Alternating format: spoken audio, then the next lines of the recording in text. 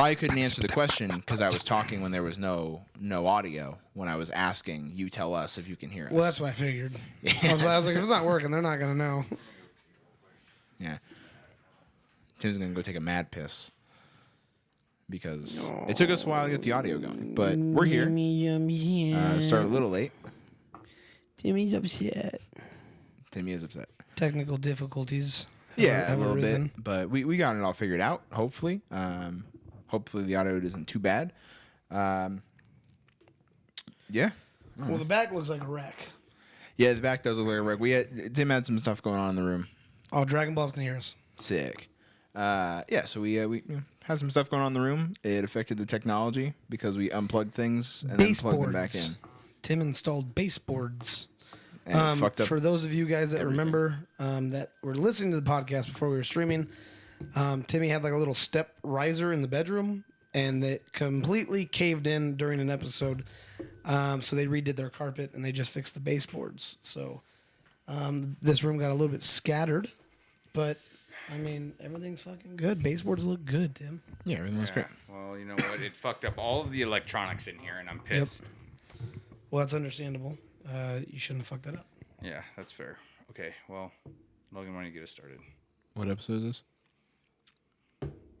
This is 90, bro. Yeah. Welcome back, everybody. Episode 90 of Totally Talking Sports. It's going to be a fun week. We're kicking off the actual NFL content, diving into a little bit of a snake draft for us. We got I'm excited. Yeah, snake draft for offense this week. Next week will be defense. Then more content coming your guys' way around the NFL.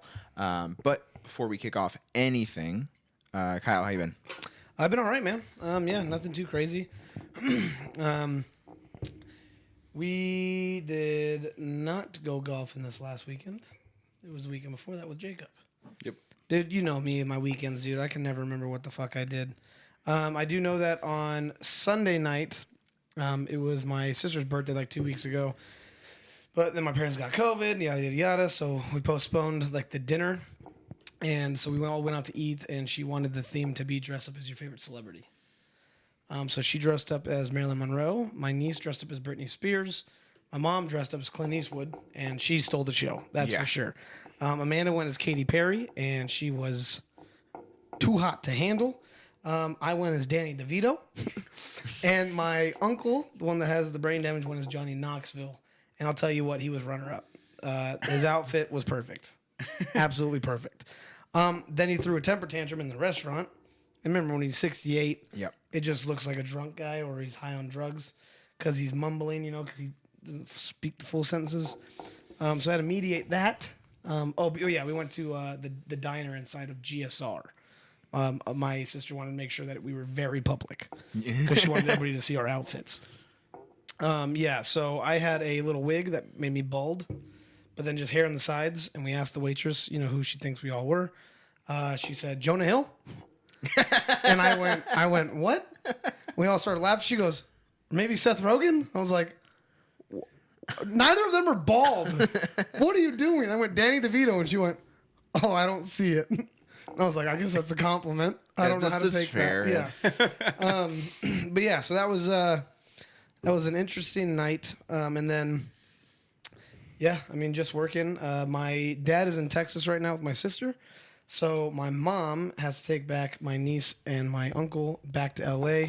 And I didn't want her to take that drive by herself because she's not good with long distance drives. So I said I'll go with her. So I got the time off. So I'm taking a half day tomorrow. I'm off Thursday, Friday to go all the way down there and then come all the way back. Amanda, that was the drunk lady who said Jonah Hill. No, it was not. That was the waitress. We were sitting at the dinner table. Which one's Amanda? Is that Dragon Ball Z? That must be Dragon Ball Z. Has to be. Aha! Aha, Amanda, you have been caught. It took us a long time to figure out who you were. The first time we ever twitched, it was for the NFL draft. The first one we ever did the live stream. We kept calling her Dragon Ball Z. It's just Dragon Balls. Like dragging the balls. Love it. Yeah. We all kept going Dragon Ball Z, so we all just assumed it was a dude. And that night she told me it was her. and I just blew the cover. So, fuck. Yeah. But yeah, no, other than that though, nothing too shabby for me. Kyle did out you. You outed me. You did. Now you got to make a new account and hope we don't notice you. Hey, do us a favor, Amanda. Make 50 accounts. I was gonna say you got like 4 emails, so you should just make 4 accounts and make them all live stream. But Tim, how you been? I've been all right. Thursday went golfing with Chad over at Toyabe. Yeah, motherfucker texted me like on Wednesday. He's like, "Hey, can you play hooky tomorrow? I want to go golfing." I was like, "I wish, dude." Hey, it was just it was worth a try. Worth a try. Yeah, if you guys say no, it's not a big deal. You say no. And look how it went. Chad went. There's been times where I was able to do it, so yeah, it's respectful. So not a big deal. But Toyabe was a pretty fun course, pretty tough. You would love it. I need to yeah, it'd be a course that you would like a lot. Yeah, for those of you guys who don't know, I'm not good at golf, but I love the hardest the courses. Yeah.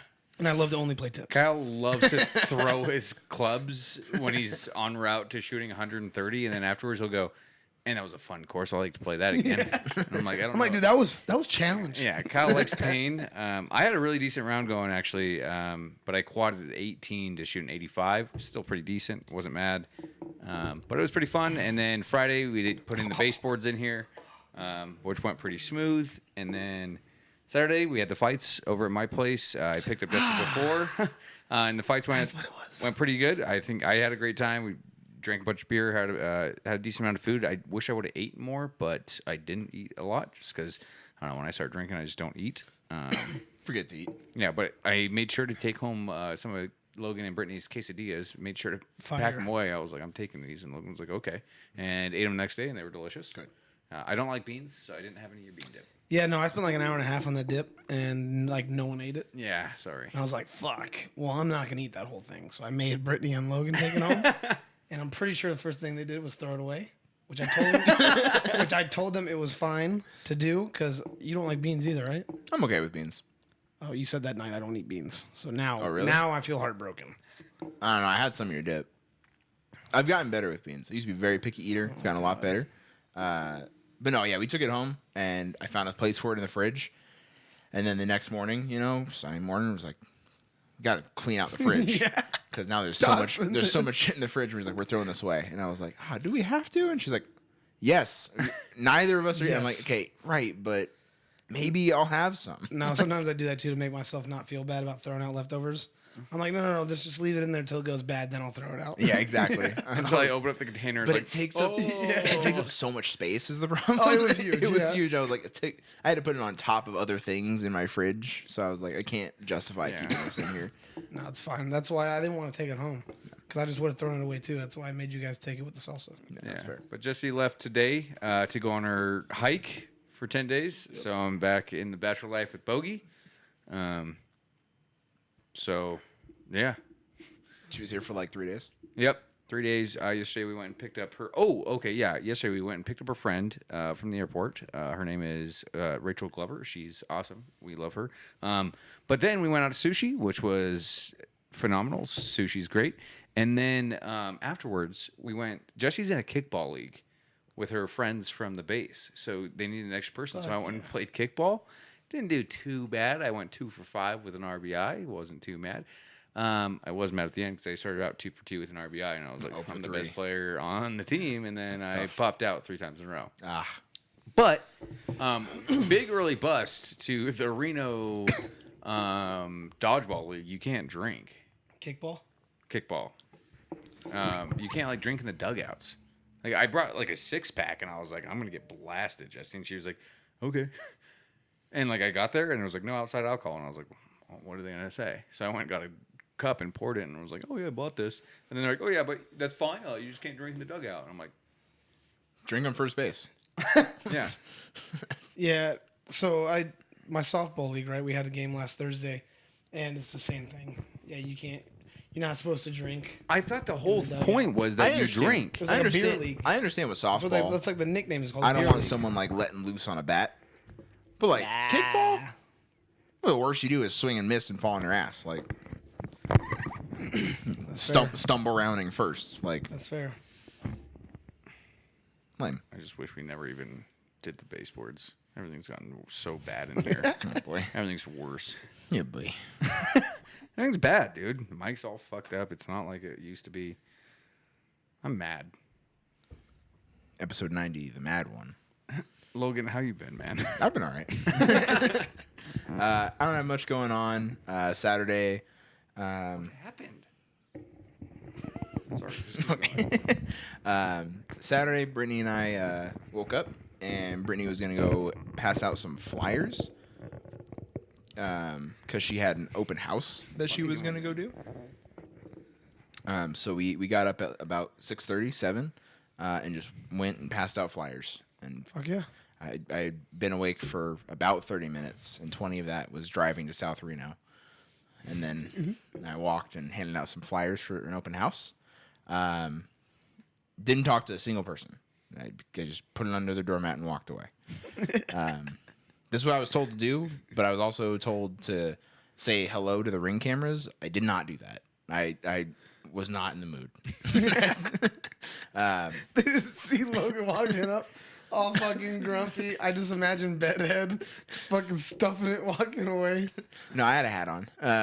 But yeah, it only took like an hour, which I felt good because Brittany said it normally takes her like 2 hours, and the last Hey, she's listening, dude. She's got her ears, man. The one time she tunes in. yeah. Yeah. Dude, I added a man and you just added yourself. It's a rough episode, dickhead. Yeah, that's fair. That's fair. I was cordial to the people that I walked by. That's fair. And Did to you be hand them fair, a flyer? You walked by no, I someone? probably hit their house though. Yeah, but you could have been like double flyered them. Stiff arm the kids. Spit on the Ring camera. There was an old lady that was very nice, and then there was a guy walking with like his kid, like teenage son, and I was like, "Morning," and they looked at me like I was scum of the earth, and I was like, "All right, guys." Well, I saw you going door to door, just putting flyers on Yeah. the doormats. I was like, "I'm not They're doing like, oh, that son of a bitch probably got my house already. yeah, I was like, sorry guys.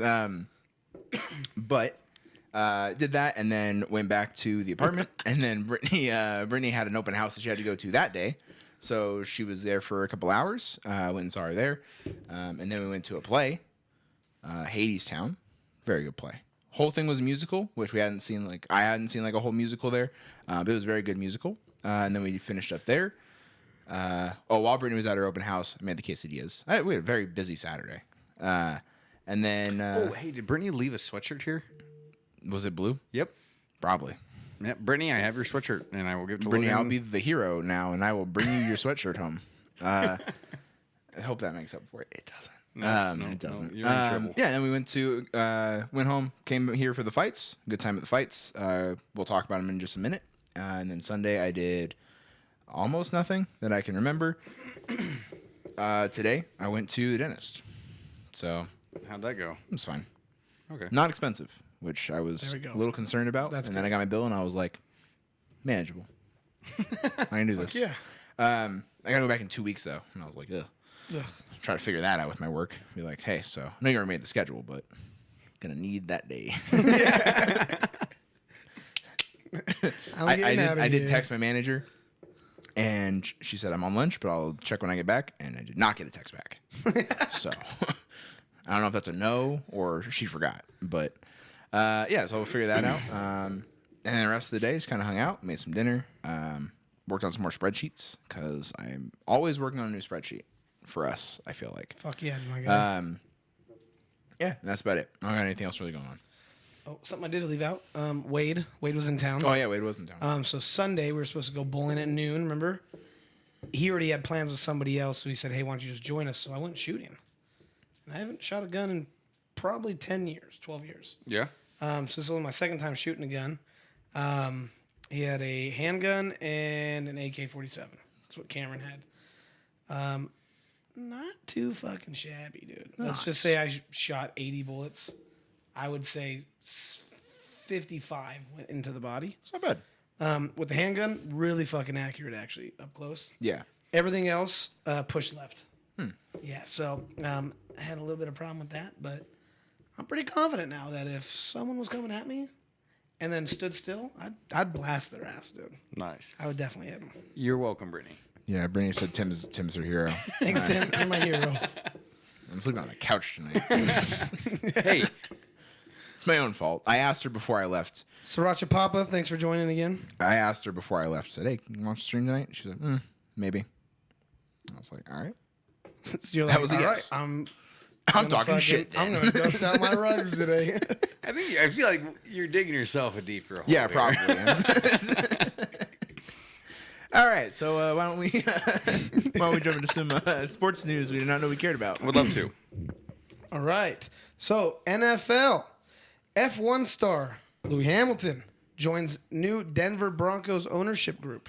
The NFL has scheduled a vote for August 9th among the team owners at a meeting in Minneapolis that would formally approve the sale of the Walton Penner Group, the last step in a months-long process.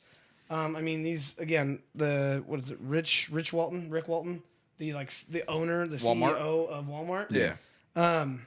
Not like they didn't have enough money already. Now they're going to bring in fucking Hamilton. And it's just going to add some more dynamic to it. I think the Broncos, now with just how deep their pockets are, they're going to build a fucking team. Start doing the Rams. Well, I mean, they have a cap space to worry about. Well, yeah. No, but, it's cash over cap. Yeah, but that's what we talked about. Remember, it's guaranteed. It's cash over cap. As long as the owner is willing to pay out of pocket for players, just make it all guaranteed. That's what your owner does. Yeah. Yeah, that's why we're winning rings. Yeah, and that's what the We got Broncos one. do. Hey, but it's already. Yeah, but it was year one of a project, and you guys won in year one. So. I'd say it was probably like year 2. Well, it was Two your or first three. year. Okay, year 2. It took you an extra season to win Yeah, a but Super that was Bowl. the Hey, first take year it with easy, Stafford. okay? Take it easy. That was the first year with Stafford.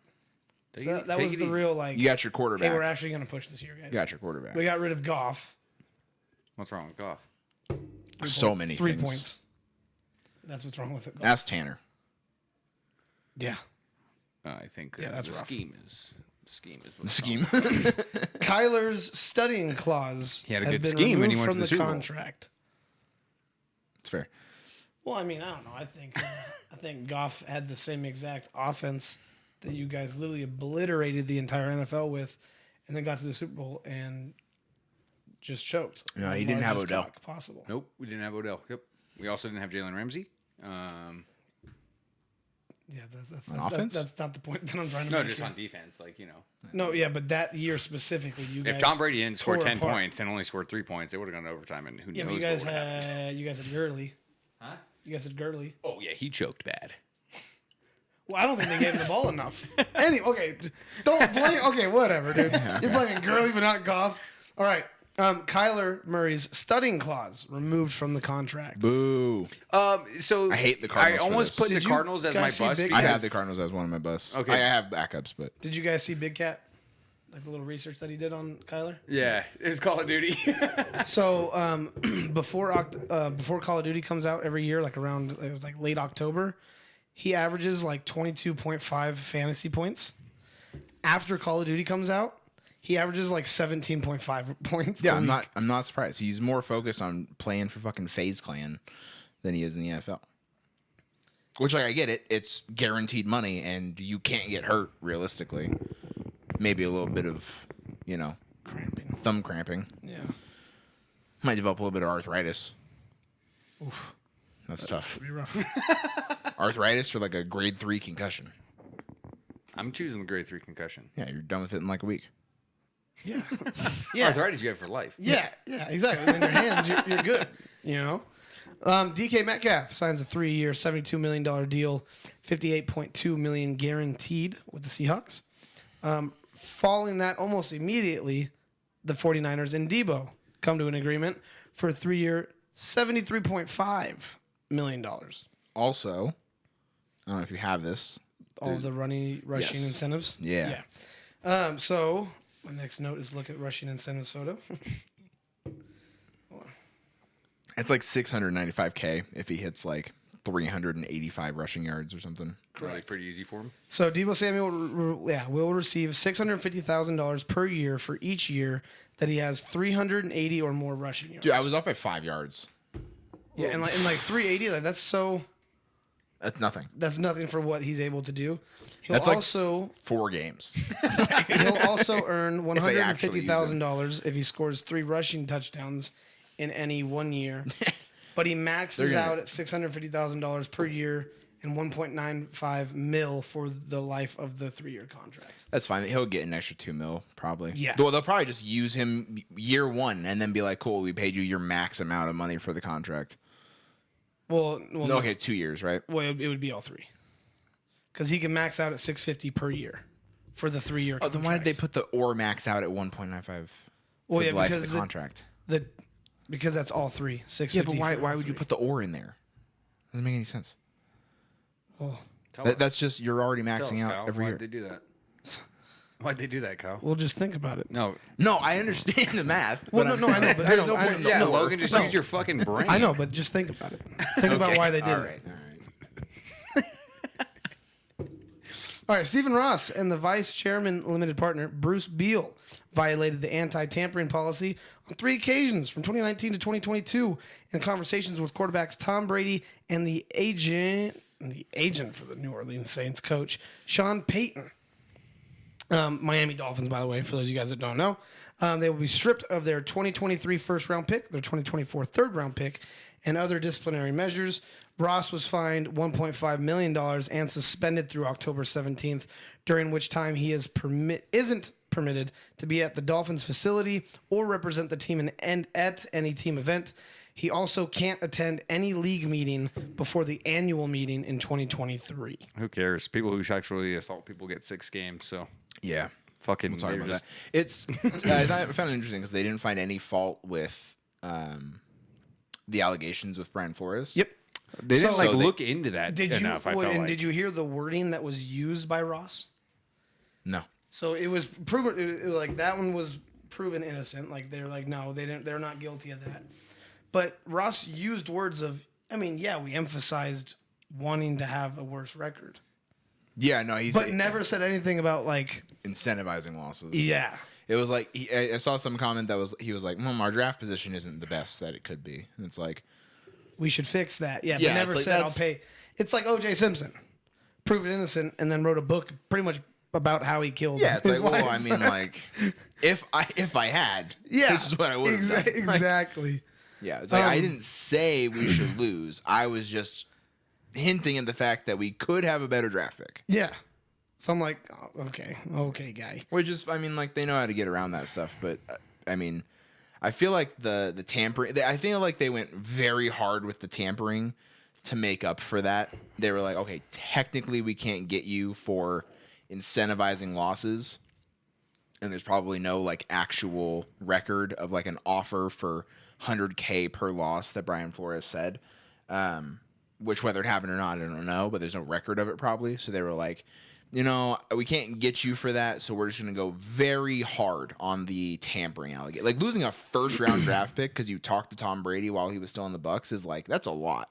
Yeah. That's a lot Yeah. to punish a team. It's like But it pisses me off because, like, okay, so who actually punished him in the NFL? Mm-hmm. Okay, so Calvin Ridley, he gets a full year. Well, so my next thing is Deshaun Watson suspended 6 games. He's slated to miss 6 of his $57,500 game checks in 2022 for a total of $345,000 lost of the $1 million for the year.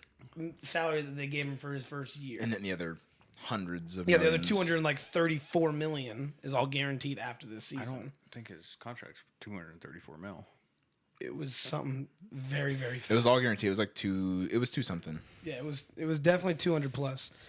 Calvin Ridley's? No, Deshaun Watson. No, Deshaun Watson. Oh. No, Calvin God, Ridley. absolutely not. Yeah. I was like, are we joking my ass right now? No. But yeah, 230. so Yeah. 220. 230. Okay, 230. So, one of that million is pretty much halfway sacrificed because of this year, Not even half. and then exactly. So then he goes, third. all right, well, I got off easy, huh? So now he's only gonna make like 650,000 this year. To Poor sit half guy. of it. What a poor guy. Exactly. What a And poor then guy. he's going to get the other fucking 229 guaranteed. Fuck you, So- Deshaun Watson. So I was watching Pat McAfee show because Pat McAfee has way more insight on this than any of I us would could imagine. ever. So this ruling was made by this judge that they for whatever reason, like this past year, Female judge, too, yeah, right? Sue Robbins, they for whatever reason decided we're gonna have some impartial judge rule on these cases now, and then whatever their ruling is, the NFL Has a chance to appeal it. can appeal it. And But do that'll you just know- make the NFL look bad if they appeal it. They're like, oh, well, why do we even make this decision in the first place? No, they have to now. It's like we have to bring in a judge to like look at everything, and then we'll see what the ruling is, and we'll see what the reaction is from the public on whether it's good or not. And then if you're the NFL, oh, reaction not good because how could it have been good?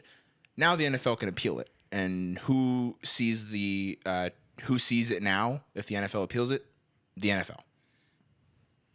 Yeah, So no, if the appeal, it's just gonna be- no, if they- yeah, but no, the if- NFLPA is going to go in there and No, be like, if the NFL appeals this because it was already NFL versus NFLPA, the NFL is going to appeal it, and then it's just up to Roger Goodell on how much he wants to suspend Deshaun no, Watson. that's not what I heard. I That's heard what it, Pat McAfee said, and I trust Pat McAfee a lot. He said you're a piece of shit. That's what Logan just said. Well, he said Okay. Pat McAfee said that Roger Goodell and the NFL how can do his appeal balls taste? it. So good. He said that the NFL can appeal it, and then say I want to tack on 4 games, and then Thank you, Chad. Deshaun Watson can say, and his team can say, okay, we're going to sue the NFL now because they appealed this decision. We're going to sue them, but then if it goes, then it's going to go to another court, and then everything's going to come out. And so it's like, does Deshaun Watson's team really want just take the everything 6 to go? games. Well, he doesn't have a choice if the NFL appeals it and makes it 12. Well, yeah, but he'd be like, hey, yo, dude, just fuck off, dude. Okay, so when I did my little bit of research today, right? Because I was looking up the whole Ray Rice thing, right? Because I was going to look up other, extreme cases to where it was a slap on the wrist, right? So Ray Rice was suspended 2 games. And then the video came out. Yeah, and then the video came out, and then there was God, a this whole league is so bad. appeal It's so bad. with he was banned, and then he fought it. It got overturned, so he's no longer banned For from a the NFL. season, they suspended him. But he right? still never ended up playing again. Hey, no one's going to sign his ass. And Goodell said, "All right, hey, I fucked up. Like that we messed up. That should have been more than 2 games. We made a mistake." So that's when they Significant. enforced it to where if another player does something about misconduct with a woman, or domestic abuse, pretty much, it's 6 games minimum for the first offense. And then if it happens again, it's a ban for life. It's a lifetime ban. You know, it's really a shame that it's like first offense when 30 people. That's not one offense. Like first offense and multiple offenses are not the same thing. Okay, now- technically it all came out at the same time, so he's being charged. And Like, I feel like I'm missing something here. So I want you guys to explain this to me because I haven't done any research on this because I thought I knew about it. The only research I've done the way is watch a little bit of NFL. Okay, Network no. this So morning. Deshaun Watson, though, what is he being accused of? sexual misconduct. And what does that mean? I think it was like kind of pressuring women into like one of the accusations. Like no one has like gone on record publicly and said it was all in the trial, but like the stuff. The only thing I've heard was that he kind of pressured a girl into having sex by like touching her inappropriately. Okay, and so, but these are all women that signed the forms, right? Yeah, they signed NDAs, which an NDA Hey, and doesn't excuse you. I want to make from sure this is clear. I'm not rape. defending Deshaun Watson, Yeah. but I'm just trying to, because when I listen to ESPN, right, all of the women, people and everything like that, spokespersons, are talking about it and saying how disgusting this is, how he took advantage of those women, and like everything like that. And so I'm a little bit confused at that point to where they're the ones that signed it, right? Like they're describing it as if he raped Well, so here's them. the thing. we No, don't no. know Here's what the the thing. NDA They says, no. though. So a lot of athletes will have like massage therapists come in and sign NDAs because they have like full body massages. They don't want the massage therapist. I don't know. Josh Rosen has a tiny penis. Yeah, stuff like that. So they sign these NDAs, and then afterwards, and a lot of athletes do it. They all have people sign NDAs, and so what happened with these massage therapists came in there, signed the NDAs, where they thought because they are probably massage therapists for other high, Other clients. athletes at Yes. least. And so they're like, oh, this is nothing new. Like signed it, went in, did the massage, and then afterwards, Deshaun Watson was like, hey, grab my wiener, let me grab your boobie, stuff like that. Yeah, or even signing an NDA as like And I'm a celebrity. So right after the massage, they were like, "Oh well, I just signed an NDA. Like, I can't say anything." Can't say anything." Yeah. And then finally one of them was like, no, fuck that. I don't care, wasn't comfortable with it. I'm saying something. Yeah. I don't care that I signed an NDA. And then the rest of them were like, you know what? You're totally right. So now, and again, I'm trying to get the full story for me, okay? How many of them do you think truly were feeling like a victim and said nothing versus the ones can't that tell. jumped on the bus? There's not there. You can't tell, but Exactly. I would. But I'd I would. say- But I'd you can't say- say no, like. no. Yeah, I'm not trying to victim blame or anything like that. But I'm saying the suspension for 6 games for having sex with this many women after having them sign the NDAs. Do you think, like, I'm not disagreeing or agreeing with what the suspension should be. My biggest problem is the severity of this versus other things like Calvin Ridley. No, that's the exactly biggest problem. That's in the exactly the NFL. issue. It's Well, so no, that's the issue is that they had someone else come in for this because it involved women, and like you said, like Roger Goodell was like, oh, you know, we will have some other third party come in and deal with these type of issues. But then now I feel like it looks really bad on the NFL when you have Calvin Ridley, who was injured away from the team betting on games, and then the NFL betting on found them to out. win too, not Yeah. even like betting against It was them. like, hey, I want my team to win. I'm putting money on it, and whatever happened, but like it was just kind of like, okay, you give Calvin Ridley a full $1,500. fucking year. No, and that's what I'm saying. Like, And okay, then you cool. and you Suspend have him. Deshaun Watson getting Suspend 6 him 8 games. games. It's like embarrassing, and I think the NFL's looking at this Yes. right now, going like, "Oh shit!" we weren't expecting her to give Deshaun him Watson 6 should have games. at least gotten a year. Well, that's the thing. The minimum that I saw the NFL offered I think it was like 8 or 12. was 12 games and an $8 million fine.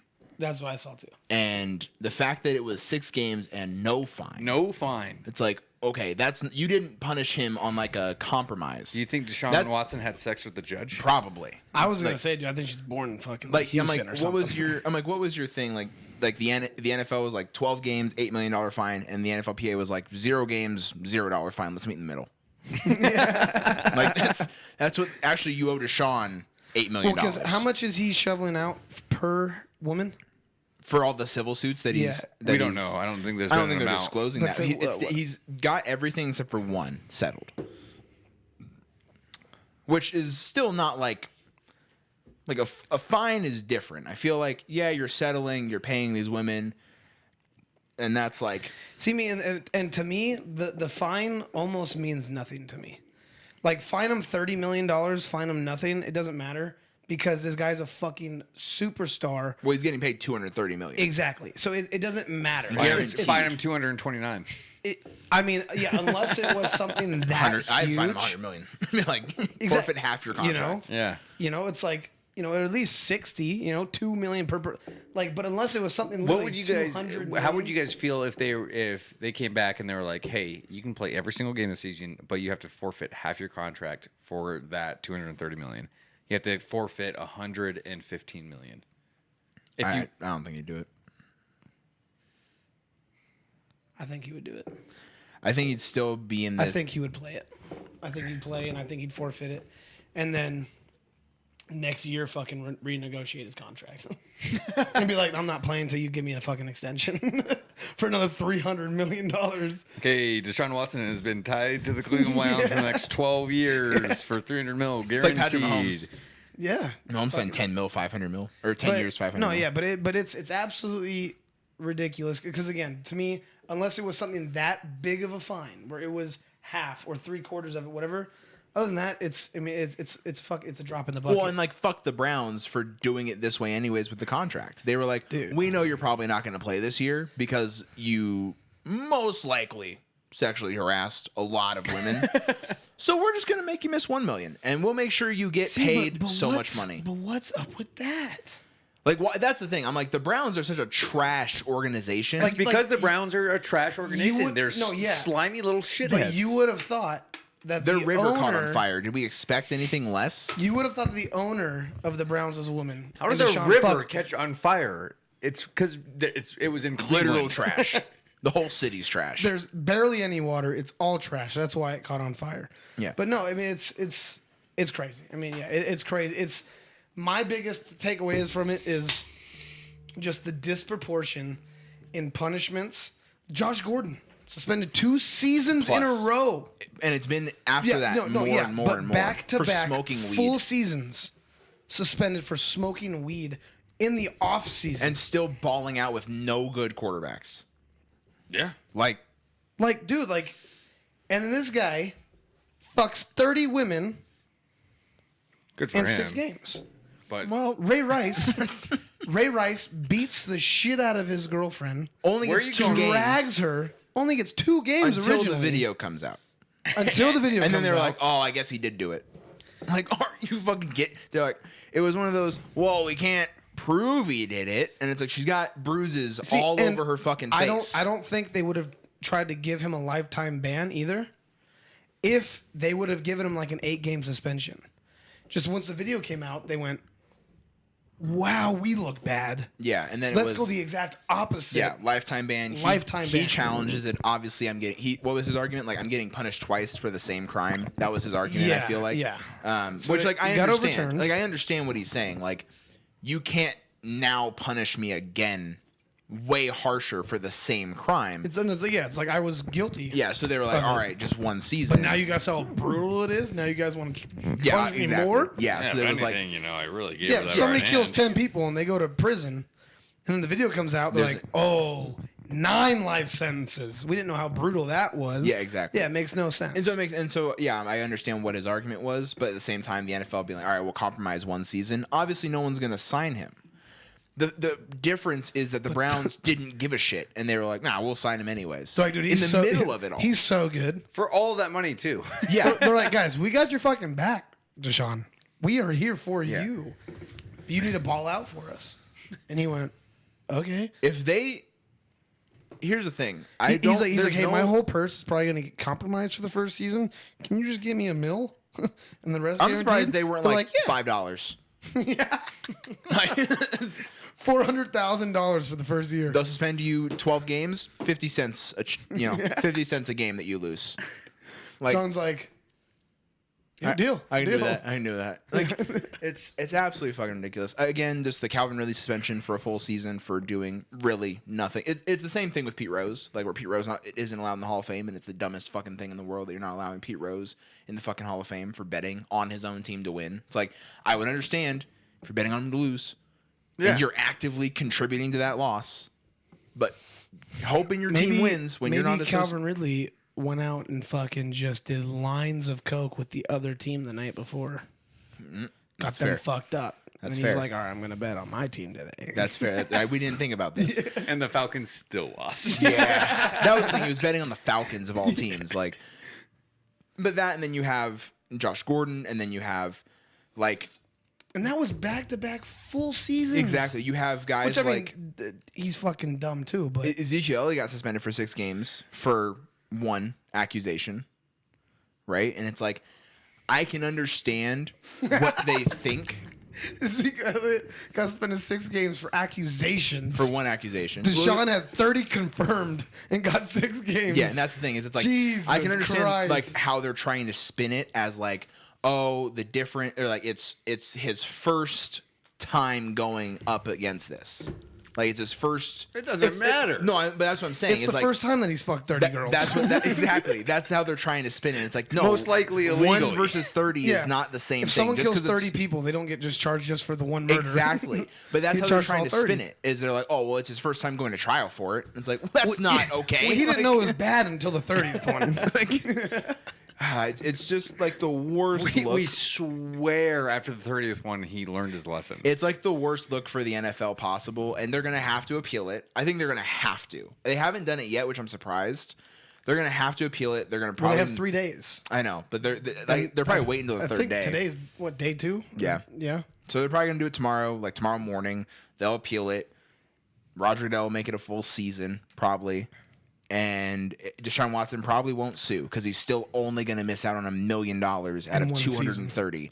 And so it's like, okay. And the Browns don't have like a shit quarterback situation, so they're like, all right, we cannot be amazing You this can year. load up on a top 10 pick and be fine with yeah, that. well, it was funny too because I saw Jacoby Brissett came out and he was like, "I know my role once Deshaun's back." Absolutely. He goes, I'm the backup. I know Yeah, that. that's absolutely of course. But like I'm like, oh man, way to swallow that fucking. Like that's what makes pride. it so hard about this. Even if the NFL takes like we're the good guys. We went from 6 games to 18 games. It will It's like, make them look a little. it'll make them look better, but a at lot the same better, time, yeah. it's like, well, the Browns are still the shittiest franchise in the history of all sports because they only are making him forfeit $1 million for all this. And that's where I would see the fine coming in. Yeah, make it is- at least a $10 million Is fine. specifically because of how The Browns structured his contract. he's losing $345,000 if he's out 6 games. If he's out the entire season, he's losing $1 million. Do you know how much It's he's a drop probably, in he's the probably bucket. still got sponsorships? Well, he probably doesn't. No. Probably doesn't. No. You know why? Because other companies are Probably has smarter than investments though. Probably has plenty of investments What's that make brand him that makes money the back. rape whistles? Oh God, no. that. Ooh. Yeah, maybe. No. That would be good. He's got investments though that'll make him that money back, and We should then get him some. as our sponsor. I'm gonna send him a DM. Yeah. Dude, making money moves. All right, what else you got? All right. Jumping over to NHL. Adidas won't seek to renew NHL uniform and apparel deal after the 2023-2024 season. They have 2 years left of their 7-year contract. I feel like this thing kind of bounces around every 8 to 10 years anyway. Whoever signs the contract is like, we'll give it a shot, and then Yeah, by the time the before- contract rolls around, they're like, it's probably not as Yeah, because popular as we before it thought it was, was going to be. before Adidas, I think it was like what CCM or whatever that brand is, and I don't couldn't know. tell yeah, you. it could have been Nike before that. I'm not sure. So No idea. yeah, they're just gonna keep doing their thing. Jumping over to NBA. Boston Celtics great Bill Russell dies at 88. 11-time NBA champion. During his 13 years in Boston, he carried the Celtics to NBA Finals 12 times, winning the championship 11 of those 12. And the last 2 titles won while as both a player and serving as the NBA's first black coach. At USF, he was an 2-time All-American, won 2 straight NCAA championships, and led the team to 55 consecutive wins. And he won gold medal in the 1956 Olympics. So, R.I.P. Bill Russell. Yeah, Bill Russell, just a legend on and off the court. Obviously, 11 rings. No one's ever going to catch that. Did it as a player and a coach. No one will ever do that either. First black coach in NBA history. I've been listening to John Thompson's autobiography, and him talking about his. For those who don't know, he's the head coach at Georgetown, one of the most prominent African American coaches in college basketball history, probably just in basketball history, and just him talking about his experience on the Celtics playing behind Bill Russell, and he was, I never got any playing time because Bill Russell never came out of the game, and obviously I'm not as good as Bill Russell, and then from that to Bill Russell becoming coach and player, dealing with. It's probably just my hair, yeah. Yeah, I need a haircut. But anyways, Bill Russell dealing with A significant. little soft kiss on the cheek would have just wrapped that all up together. But Bill Russell dealt with enormous amounts of racism off the court, and it was just ridiculous, like the amount of shit he had to go through. And his daughter wrote an article about it, and the police department in the city of Boston didn't even respect him as a person, despite all his house being robbed all the time and being vandalized and things being spray painted on his house, things like that. And he just pushed through, and he just dominated at his profession and didn't give it any second thoughts, and was just this amazing guy. There's a reason why the Finals MVP trophy is named after him. Just an all-around world-class guy. Even in his older age, was still a very great person. Still a fun guy at any NBA event. You like golf too. He loved golf. He loved everything. He was just I read an article saying that he was debatably the most important player in NBA history. probably because of that He transition. revolutionized the game. Exactly, and that was It's like Jackie Robinson with baseball. yeah, and that's the thing. So I'm reading John Thompson's autobiography again. He talked about Red Auerbach, who was the head coach of the Celtics when prior to Bill Russell, and there was a quota for black players on a team at that point. If you had more than 3 black players, fans, other teams looked at you sideways for having more than 3 black players. So to transition from Red Auerbach having more than that, anyways, he had 5 or 6 on that team, and obviously they won a lot of championships.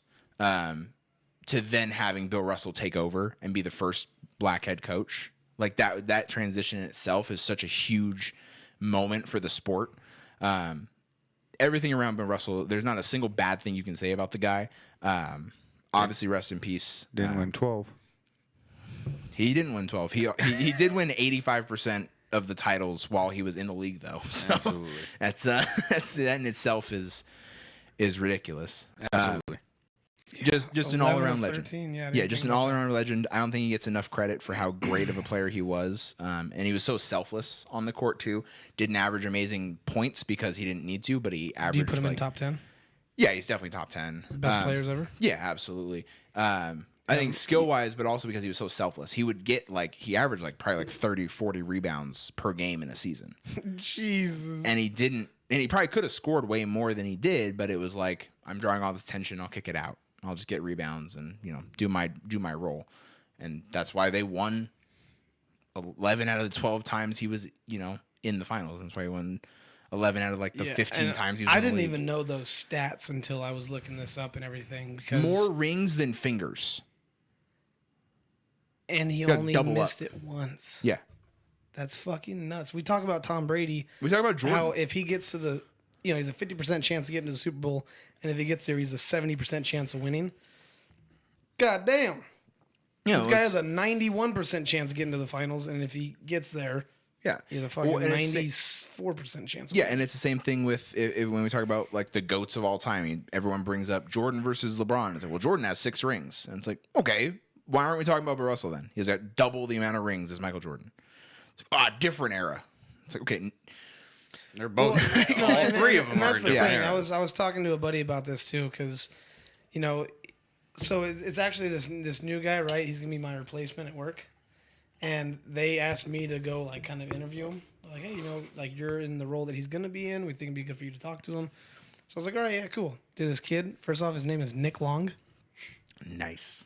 Shout out to you, my guy. He might be listening. Nick Long, dude. What a name, huh? But yeah, he's unbelievably into sports. Sick. He's texted me probably twice a week since I interviewed him. He doesn't have the job yet, but he'll text me about sports stuff. He tuned in last week and he goes, "Hey guys, I actually like the podcast a lot." He goes, "So happy that when you guys talk about basketball, it's not just about who's better, LeBron or fucking Jordan." That's the worst. He goes, because that's the most toxic conversation ever. He goes, for people in our age, he goes, we all say LeBron. Everybody from older generations say Jordan because we didn't get to see Jordan. And they think LeBron's too flashy. So it's going to be that constant contradiction forever.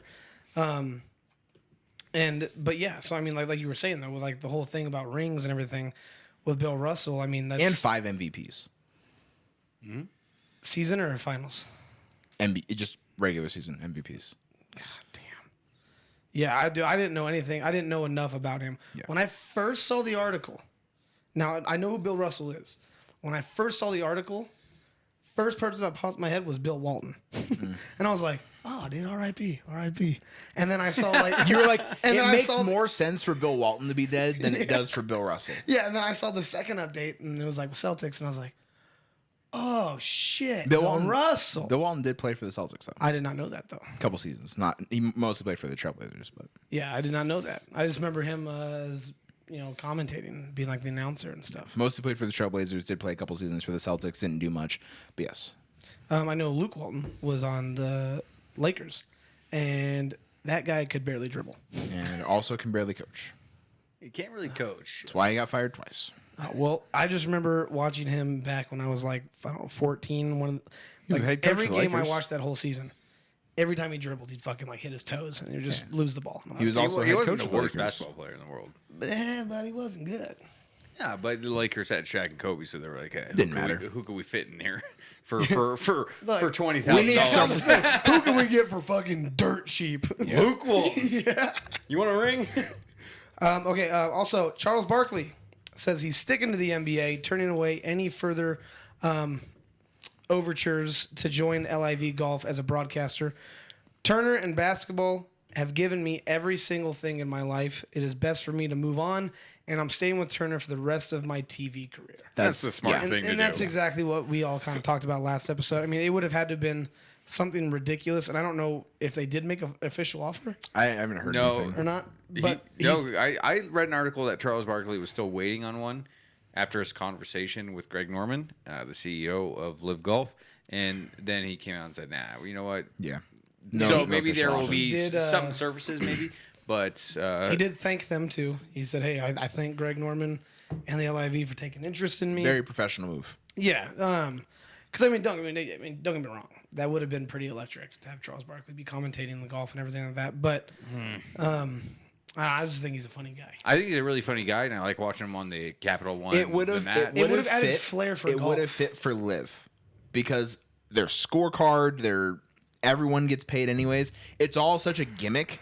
Might as well have Charles Barkley commentate the thing. Yeah. Like Yeah. it's not like they're not treating it as like this is the next level. It's better than the PGA. It's like Well, and this is fun. Yeah, and he would have brought a different spark to it, because the average, like I know the names of like the average commentators and stuff like that, but they're all just very monotone, because it's a golf game, right? It's a golf clap. You're not loud. You're not over the top.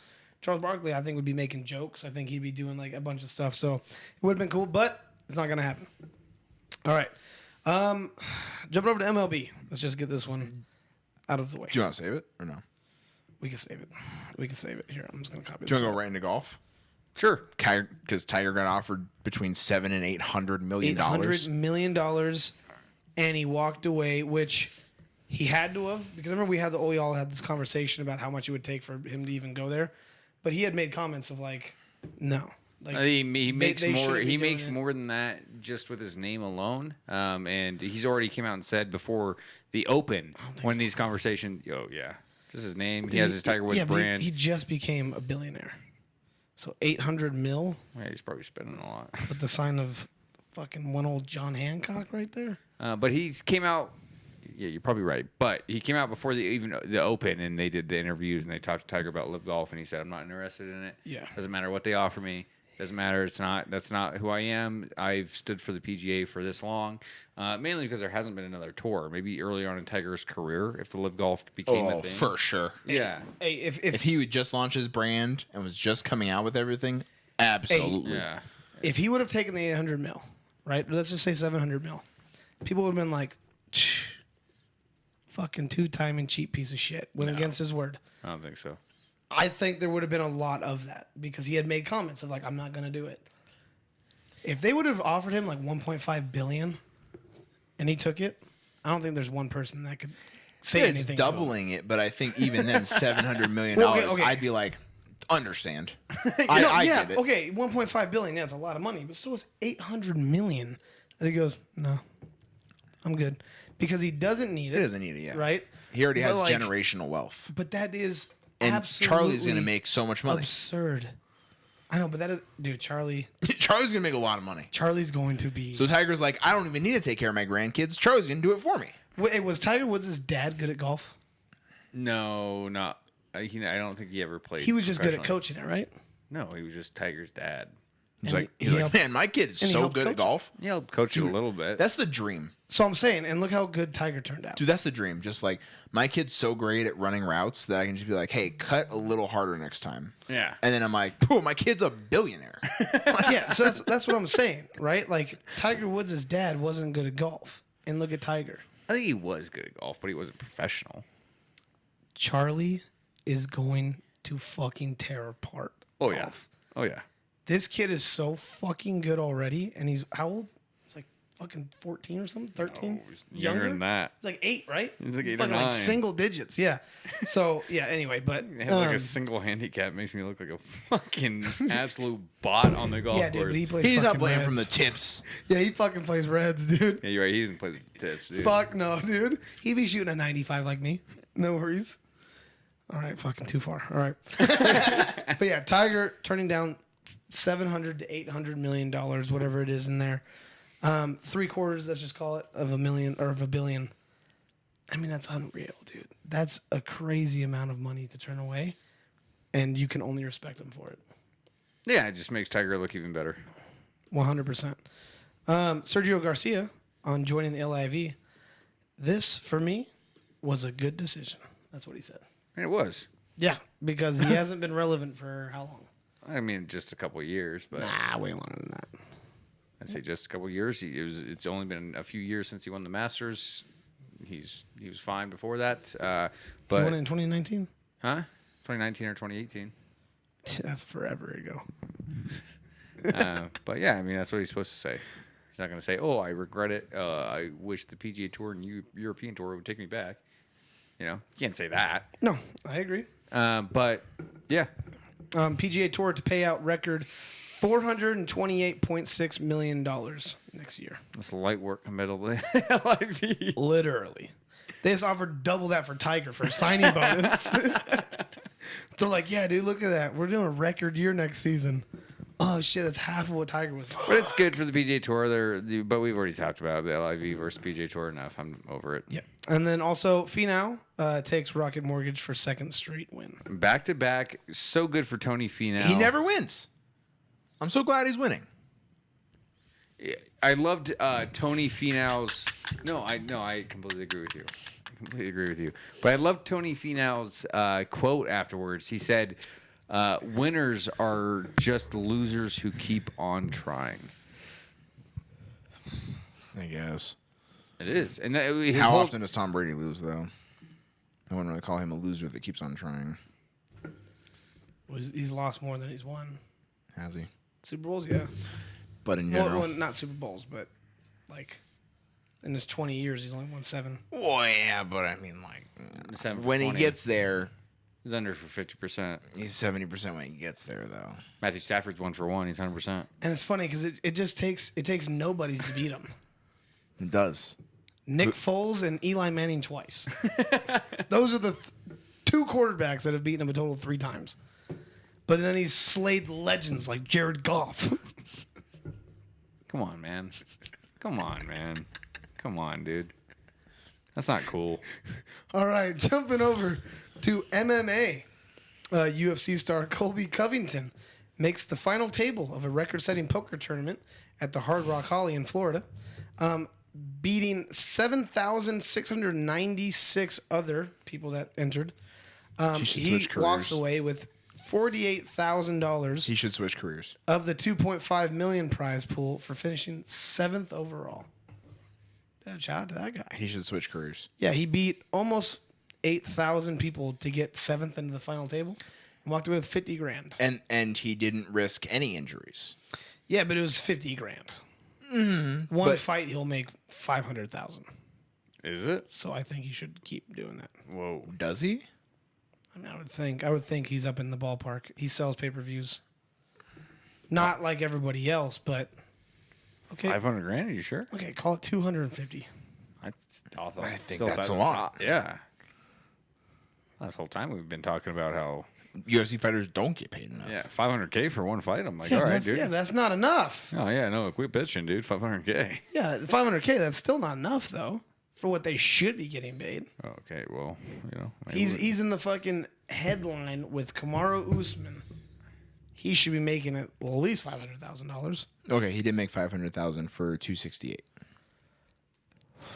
But still, you can play poker events all the time. He can only fight like twice a year. But he has to hope to play 7th or better 10 times. Yeah, but he can also to get that one fight. play in smaller tournaments and probably win those tournaments against nobodies and rake in a bunch of cash. And he's not risking any injuries. And he can play till he's fucking 80 years old. Yeah, but don't get me wrong. Like, it takes skill, but at the same time, it's what you get dealt. There's a lot of luck that goes into that. He also gets his ass kicked every time he fights Usman. And I know he still gets paid $500K for it. Usman, but he's not getting paid $500K when he doesn't fight Usman, though. That's fair. He's getting paid more than $50,000. That's fair. Okay. All right, dude. Fuck Colby. Oh yeah, fuck Kobe. Yeah. But that's Actually, that's beside the point.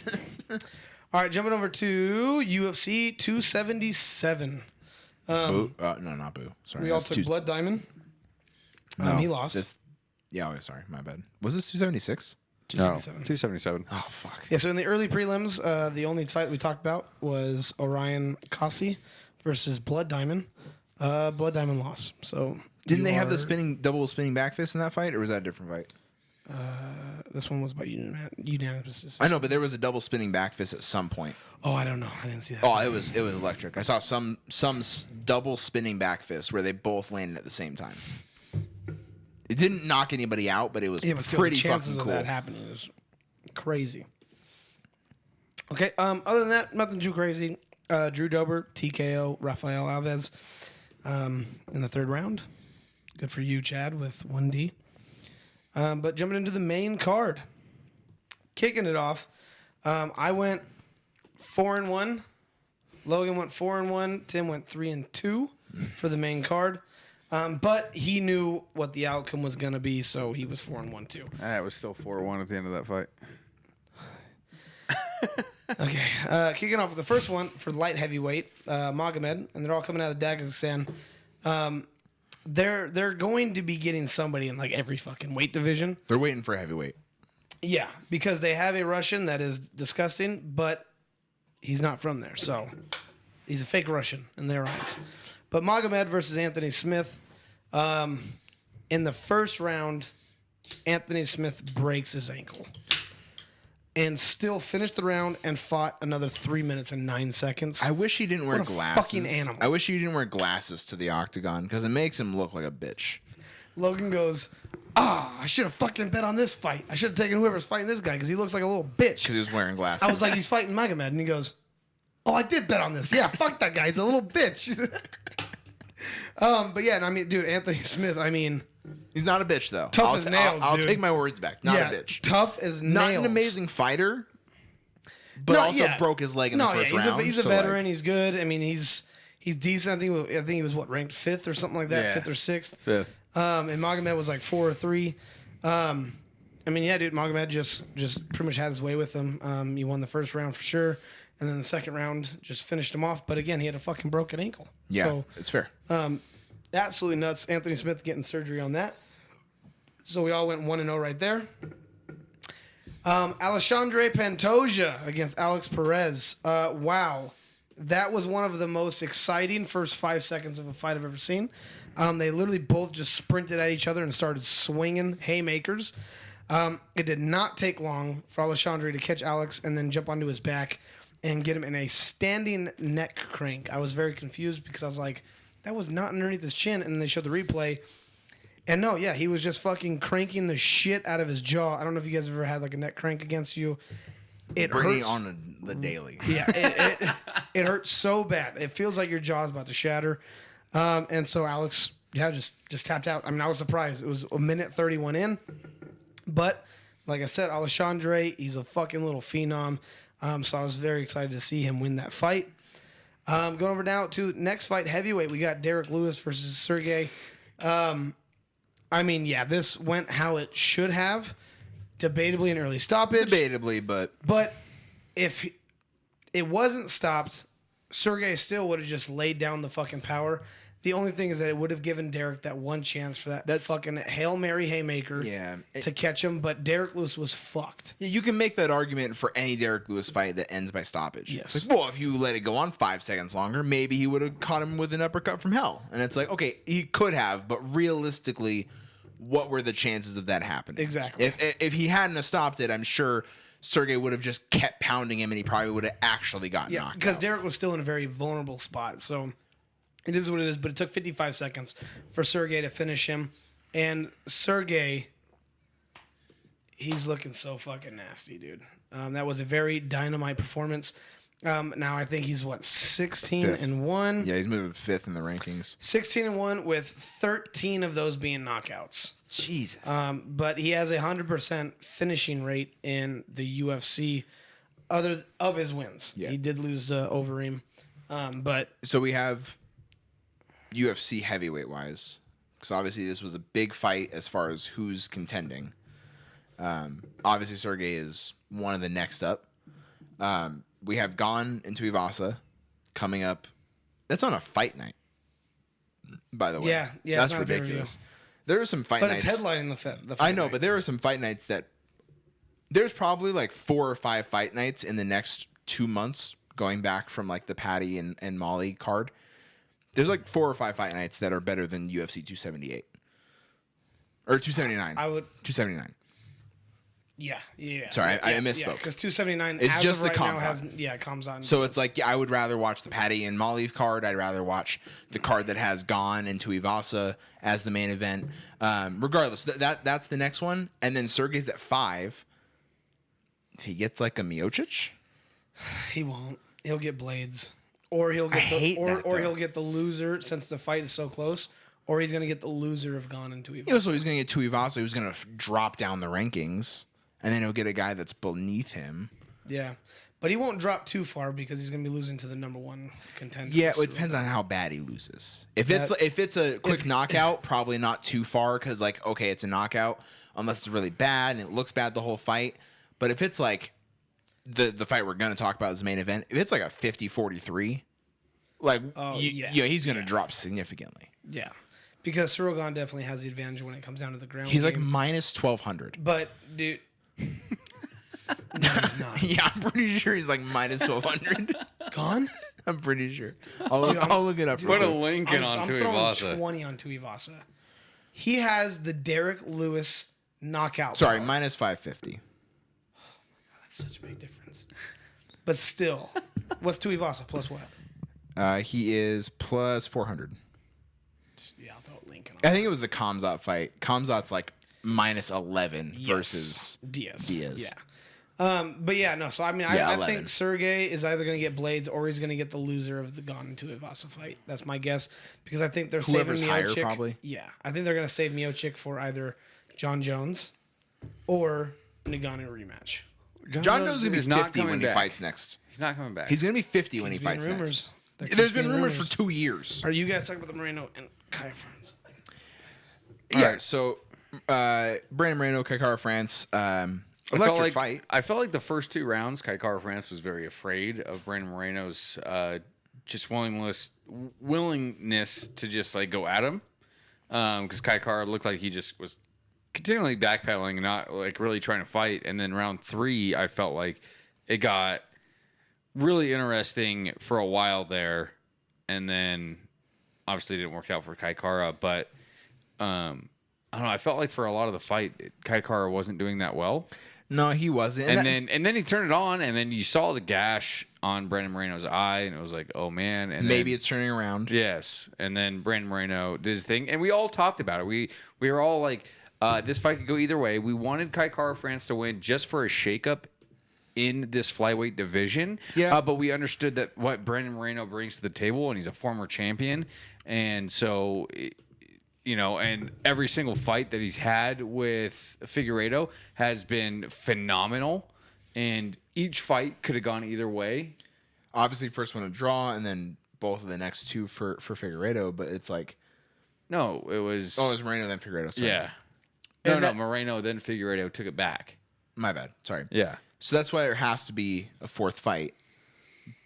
Yes. But when there's a 4th fight, we're all looking for something else. Because I can't watch the same 2 guys fight each other 4 times. I know the first one ended in a draw, and technically we're still tied at 1-1.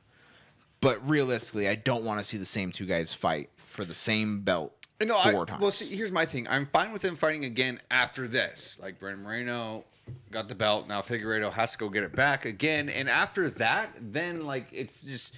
But that's the thing. This flyweight division, like, obviously Kai Kara France doesn't have it. And that's your best contender until... Yeah, and no one else has it, is the thing. Yeah. Like, realistically. And but that we talked about this last episode. A lot of these weight Pantoja? classes, a lot of these weight classes are like this, where it's But that's the just thing. 1 or 2, maybe 2. We're lucky when there's 2. Like a lightweight. We're lucky with a lightweight. Sorry, we're lucky with the division like lightweight. Yes. But then you have the argument of, okay, in featherweight, there's like 2 guys, and they both moved. Because they're like, we're the only 2 guys. Well, in featherweight, really, there's only 1. And that's fair, but Max Holloway is the only one that really gave Volk like much of a challenge. First 2 The times. first 2 2 times. times. But still, like, they're like, okay, after Volk, there's really nobody. So Volk's going to move. Holloway's like, I feel like I could clean up this division. It's going to be the same thing over again. Which I don't think it would be, but that's what his argument is. And so he's going to move too. So why, like, it's the same kind of a thing with flyweight. When it comes to featherweight with Volk, I think that's actually probably the weakest division there is, as far as numbers of contenders after that. Because everyone thought, okay, well, it's Max Holloway. And then he got He dusted. obliterated Max Holloway. Yeah.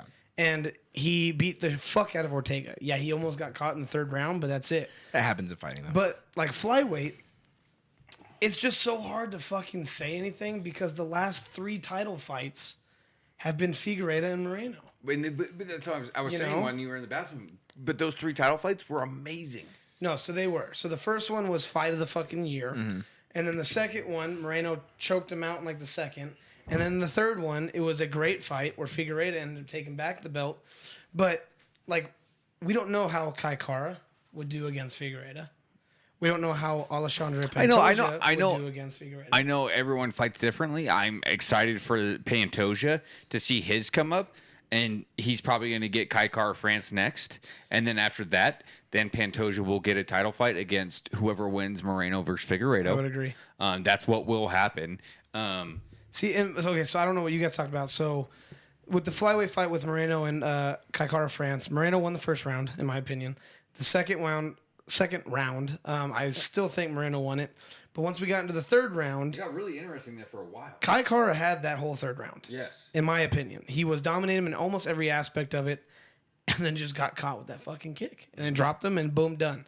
So I would love to see a fucking rematch with them, because Well, my whole thing was those first 2 fights, or those first 2 rounds, Kai Kara looked scared to fight. he looked Brandon Moreno. hesitant. But I think that was because he was scared of Moreno's ground game, and then that was the thing that I was actually going to give him props for, is that he was able to sprawl on all of Moreno's shoots really good.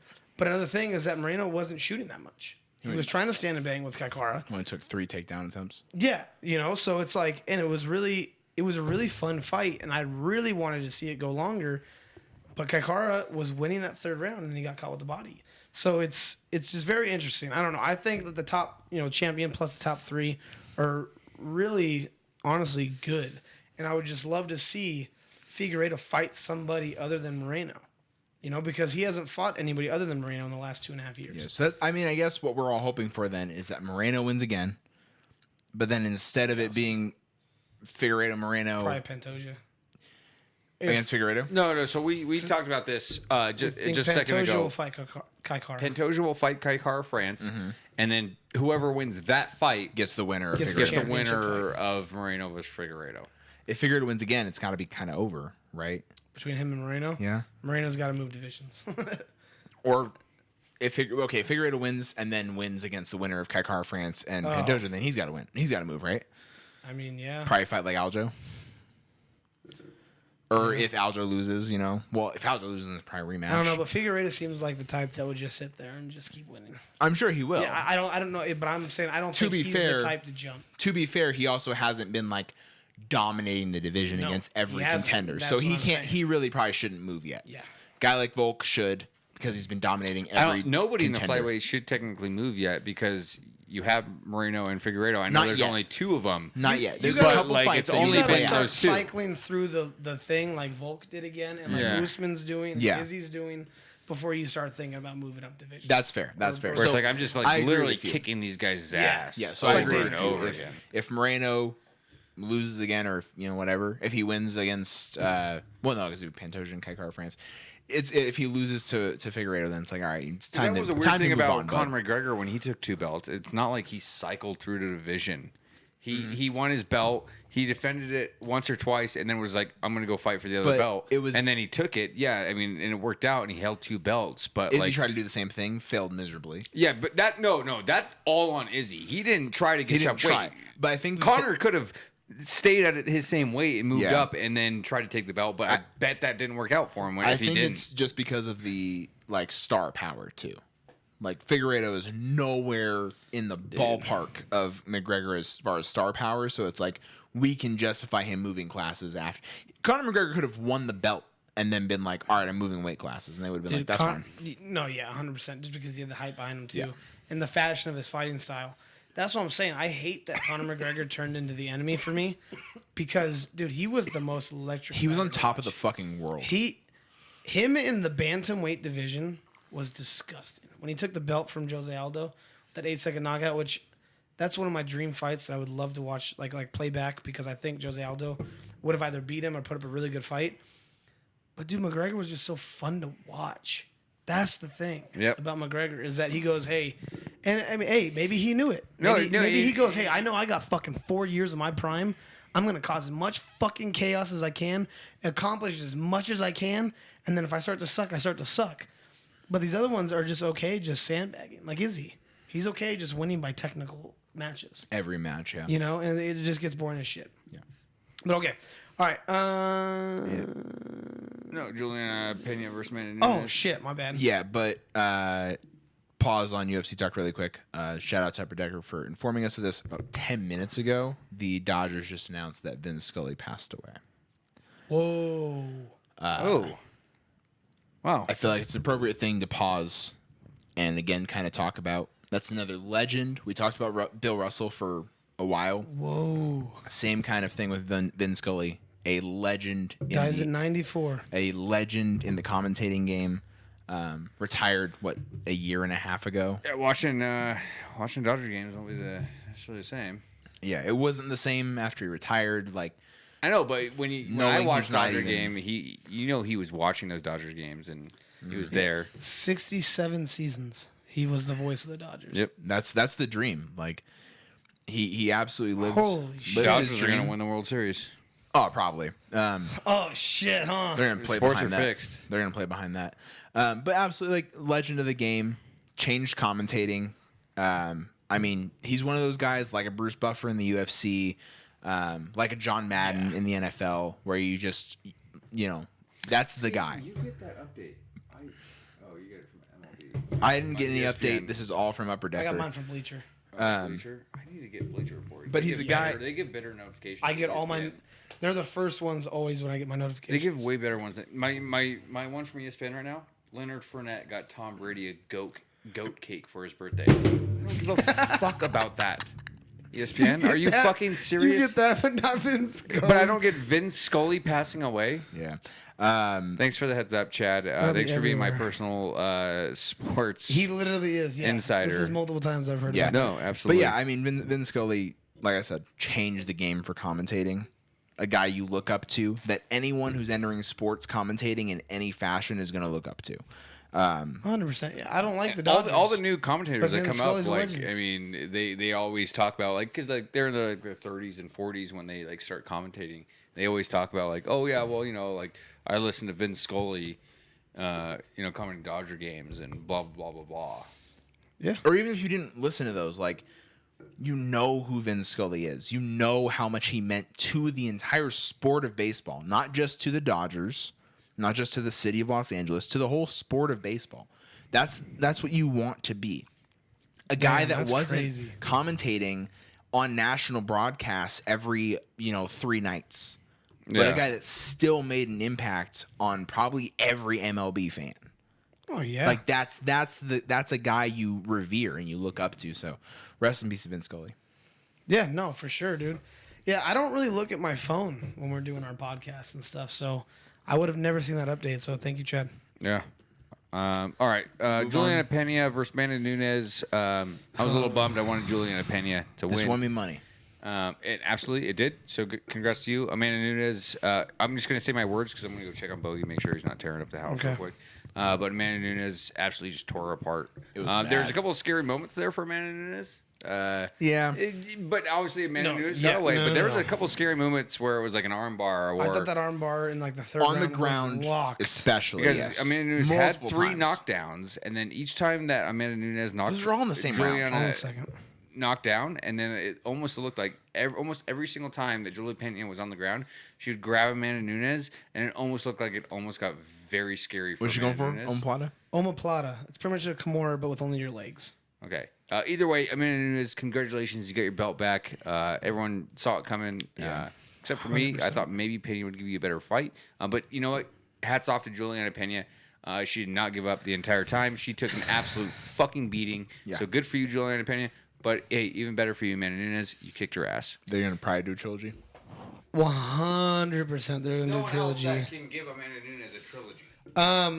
So the talks was Shevchenko. The trilogy of Shevchenko. Because they fought twice with Nunez. So Amanda would. They both have to move. Well, Nunes. Oh no, sorry. Nunes would move down, or Shevchenko would move up.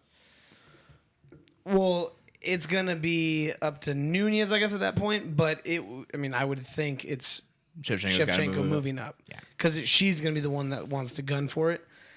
Now, here's my thing with this, dude. We talked about the conspiracy theories of this fight. But Nunes could be a 3 weight class champ She could be. if she moved down. Yeah, I got to do more research on the whole featherweight thing because that's fucking bullshit. She should not be a featherweight champ. And There's notified, literally no one listed in the weight class. they got rid of the division. There's no reason why. Fucking Nagano went home to celebrate with his mom and the tribe like that he 3 grew months. up with for 3 months, and they said, "Hey, no, you got to vacate He the realistically belt." couldn't even have fought in those 3 months. Literally, And they were like, can't have the belt anymore. yeah. So I don't know why that's even still a division, but It's because Dana White does not like Francis Ngannou. yeah, That's really all it comes. If Dana White likes you, you can do whatever you want. If Dana White doesn't like Literally. you, you're held to different standards. It's why the UFC is like one of the worst sports to be a part of when it comes to like management. it's 100% one of the. It's probably the Worst. And I'm talking about big sports. Yes. Right? I'm not talking about some fucking little podunk sport in the fucking Middle East. I'm talking like big sports. It is the worst when it comes to management. Yeah, because Dana White just does whatever he wants. Dude, and it sucks because I want to like Dana White, dude, but he's a fucking slumlord. Yeah. Like that's literally what he is. You know, and so, I mean, yeah, you got Caitlin Vieira, Holly Holm at 2 and 3. Like none of these people are going to put up real competition against Juliana Pena and maybe Amanda like an Nunes. Aspen Ladd kind of moving up, but that's like a stretch. Yeah. No, and again, I agree with that. I do think that is a stretch, but my thing is in the first fight, Nunez did not look like herself. And then in this fight, Pena did not look like herself. She is known to be a fucking bulldog, dude. She goes in, she applies the pressure, and she looked scared. She looked scared in this fight, and that was the biggest thing for me. And then I want to give an early bust to Amanda Nunes because she came out after the fight and said, yeah, I could have finished her, but I wanted to show her that I'm better than her all 5 rounds. And like, there's some like, okay, I see it, right? You know, you want to prove that the first one was a fluke, but I don't believe that for half a second. The only thing that makes me think that is that there was 3 takedowns, but she knows that she wasn't as good on the ground as Pena. Obviously. So that's why she let Pena get up every single time. So to say, oh, I could have finished her, but I just wanted to prove that I'm better. No, knocking her fucking ass out would have proved in an obliterating fashion would have proved that you're better than her. like you can win 54-3 and that's great. You dominated. You just got the update. I did too. Like you can win 50-43. And I get it. You won all 5 rounds and you won 2 rounds 10-8. And that's gave domination. I gave the first round to Pena. I had it 49-46. Well, and that's what the rounds were all. It was 50-45, 50-43, 50-44. So 2 judges at least gave 10-8 to Amanda Nunes, and everyone gave all 5 rounds to Nunes. And I could have seen it given a 49-44, giving Pena 2 8s because 4th and 5th round Pena was hard to watch. Yeah, it was just demolished. Yeah, I mean, that's all it was. and that's fair. But you would at least have given. I gave Pena one round. I gave Pena the first round, especially as a champion. That's the thing. We all were talking about the scoring, and we were like, did Nunes obviously dominate this fight? Yes. I at least wasn't watching round by round because I was too drunk. But I knew Amanda Nunes was dominating the fight. So I was like, I'm sure one of these judges are going to give it 48-47. And it's so funny too because at the end of the fight, I was like, it's gonna be a split decision win for Nunes. But it's so funny because Tim kept piping up, right? Obviously, Nunes was demolishing Pena through 3 rounds, 4 rounds, and he's like, "Dude, I got 3-1 Pena." I got 17-2 Pena. And it's so funny because we obviously caught on, and Ryan kept going, "What? No." What fight are you watching? Like, Ryan wasn't catching on that you're being sarcastic. Animosity. Yeah. That's what you kept repeating all night. It was funny, but yeah, no, I mean, I don't have any other notes. Good for Nunes. Yeah. She showed up like I thought she would. And Pena didn't show up like I thought she would. Yeah, and that's the thing. There's no other notes on this fight in particular. I think we just know what the trilogy is going to be, unless it's Shevchenko. But I think realistically, they're probably going to give Pena a 3rd fight before they do the Shevchenko again, because that Shevchenko Nunes will always be there. Yep. But you can't go Shevchenko Nunes and then go back to Pena Nunes. But you can do the other way around. So I think they'll give this trilogy. I'm sure Nunes will dominate again, but I would like to see Pena give more of her regular effort and it not be a 50-43 and maybe have it be, a 49-46, 48-47 across the board, and Nunes still wins, or a finish by Nunes. I'd like to see that more, and then we can move on to Shevchenko Nunes and get that match going again. I agree. Do something else, but I think they have to go this trilogy You have to first. finish your open trilogy, then the other one that you already have 2 wins against. Exactly, absolutely. So yeah, I mean that's kind of where the women's weight classes stand right now. And then I mean strawweight's there too, but Yeah. And then so the only other thing for UFC is this Saturday we have again the fight night, Santos versus Hill. Good one. Thiago Santos, he's been fighting for a while, goes against Jamal Hill. It should be a good fight. Jamal Hill, heavy favorite at 10 to, he's only minus 300. Sorry, he's 10-1. But again, it's the Ultimate Fighter season finale with Muhammad Usman, Kamaru's younger but way bigger brother, going up against Zach Pauga, and then Brogan Walker versus Juju Miller. I'm hoping for Muhammad and Juju. Right on. Other than that, jumping over to NASCAR, guys. Okay. Actually, big week in NASCAR. Okay. Okay. Tyler Reddick closes memorable month with NASCAR Cup Series. Memorial Day is Yeah, not Reddick right now. closed the best month of his career with an overtime win on Sunday on the road course at Indy to give him 2 victories in the past 5 Cup races. This makes him qualified for the NASCAR playoffs. Overtime. Yeah. I don't know how NASCAR works anymore. I thought it was just a No race. idea. When I have used to no watch idea how when I overtime used to works. watch NASCAR, it was just a race, and I didn't know there was overtimes. Yeah, I have no idea how overtime works. So if you want to look that up, I saw that and I went, wow, that's impressive. Okay. What else? Next thing. Eric Jones reaches multi-year extension with Petty GMS Motorsports to continue driving number 43.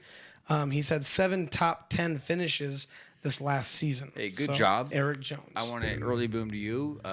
Didn't know I cared about this.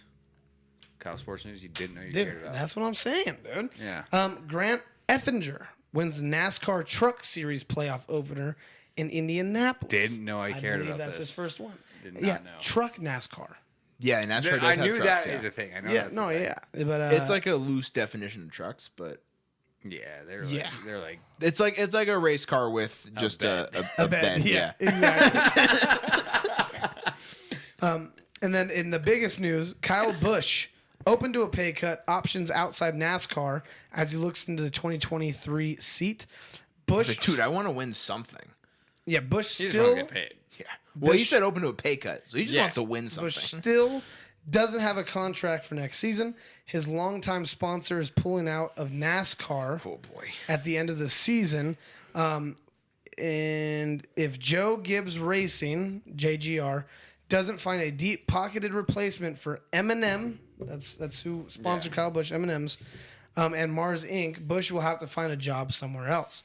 It's an unfathomable predicament for Busch, the 2015 and 2019 NASCAR champion and winner of 60 career cup races, with all but 4 of those since joining JGR. So he has 56 wins with JGR since 2008, and he wants to stay number 18 with Toyota, but clock is ticking. Yep. Who knows what's gonna happen? Hopefully Kyle Busch figures it out. I don't know. Yep. Yeah. Don't know I care about it. NASCAR overtime. How's that work? When the race is under caution during the closing laps, Okay, that's what I thought. the race distance may be extended beyond the advertised distance. So instead of It will be 500 in laps or effect whatever. under 2 circumstances. One, when the caution period is continued into the lap preceding the scheduled white flag lap. Okay. So second to last lap. Okay. Number 2, if the caution lights are illuminated and or yellow flag is displayed prior to the leader crossing the start finish line before receiving the scheduled white flag. So as long as it happens before the white flag comes out, realistically, whether it's a flag or just caution lights, it'll be extended probably another lap or more depending on how long the caution takes to clear up. Okay. Cool. Good to know. Right on. All right, guys, jumping over to MLB. This is our last and final topic of sports news. Our actual what we're doing is not going to take long. So Yeah, it won't. It's gonna be pretty rapid pace, I would assume. We'll probably make fun of each other, but they're all good picks, so there's really nothing to make fun of. So I think we'll go fast. So why would we make fun of each other? because we're us. Okay, MLB. We're go ahead. idiots, yeah. All right, so chime in if I'm missing one here. But the Padres acquire Juan Soto, obviously the biggest one there is, outfielder Juan Soto and first baseman Josh Bell from the Nationals in an 8-player blockbuster trade.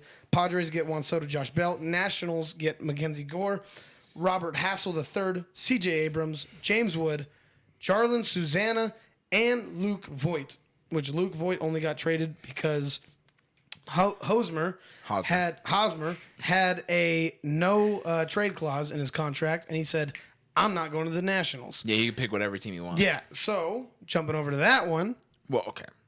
Before we move on, do you think that move makes a difference for the Padres?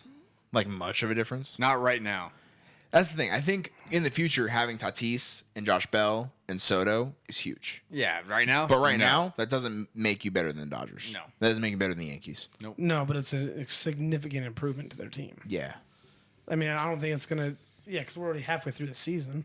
Well, I don't know. Maybe not this season, but I don't even know about next season. I think like 3 or 4 years from now, they're probably going to be, wow, that trio is the best trio in baseball.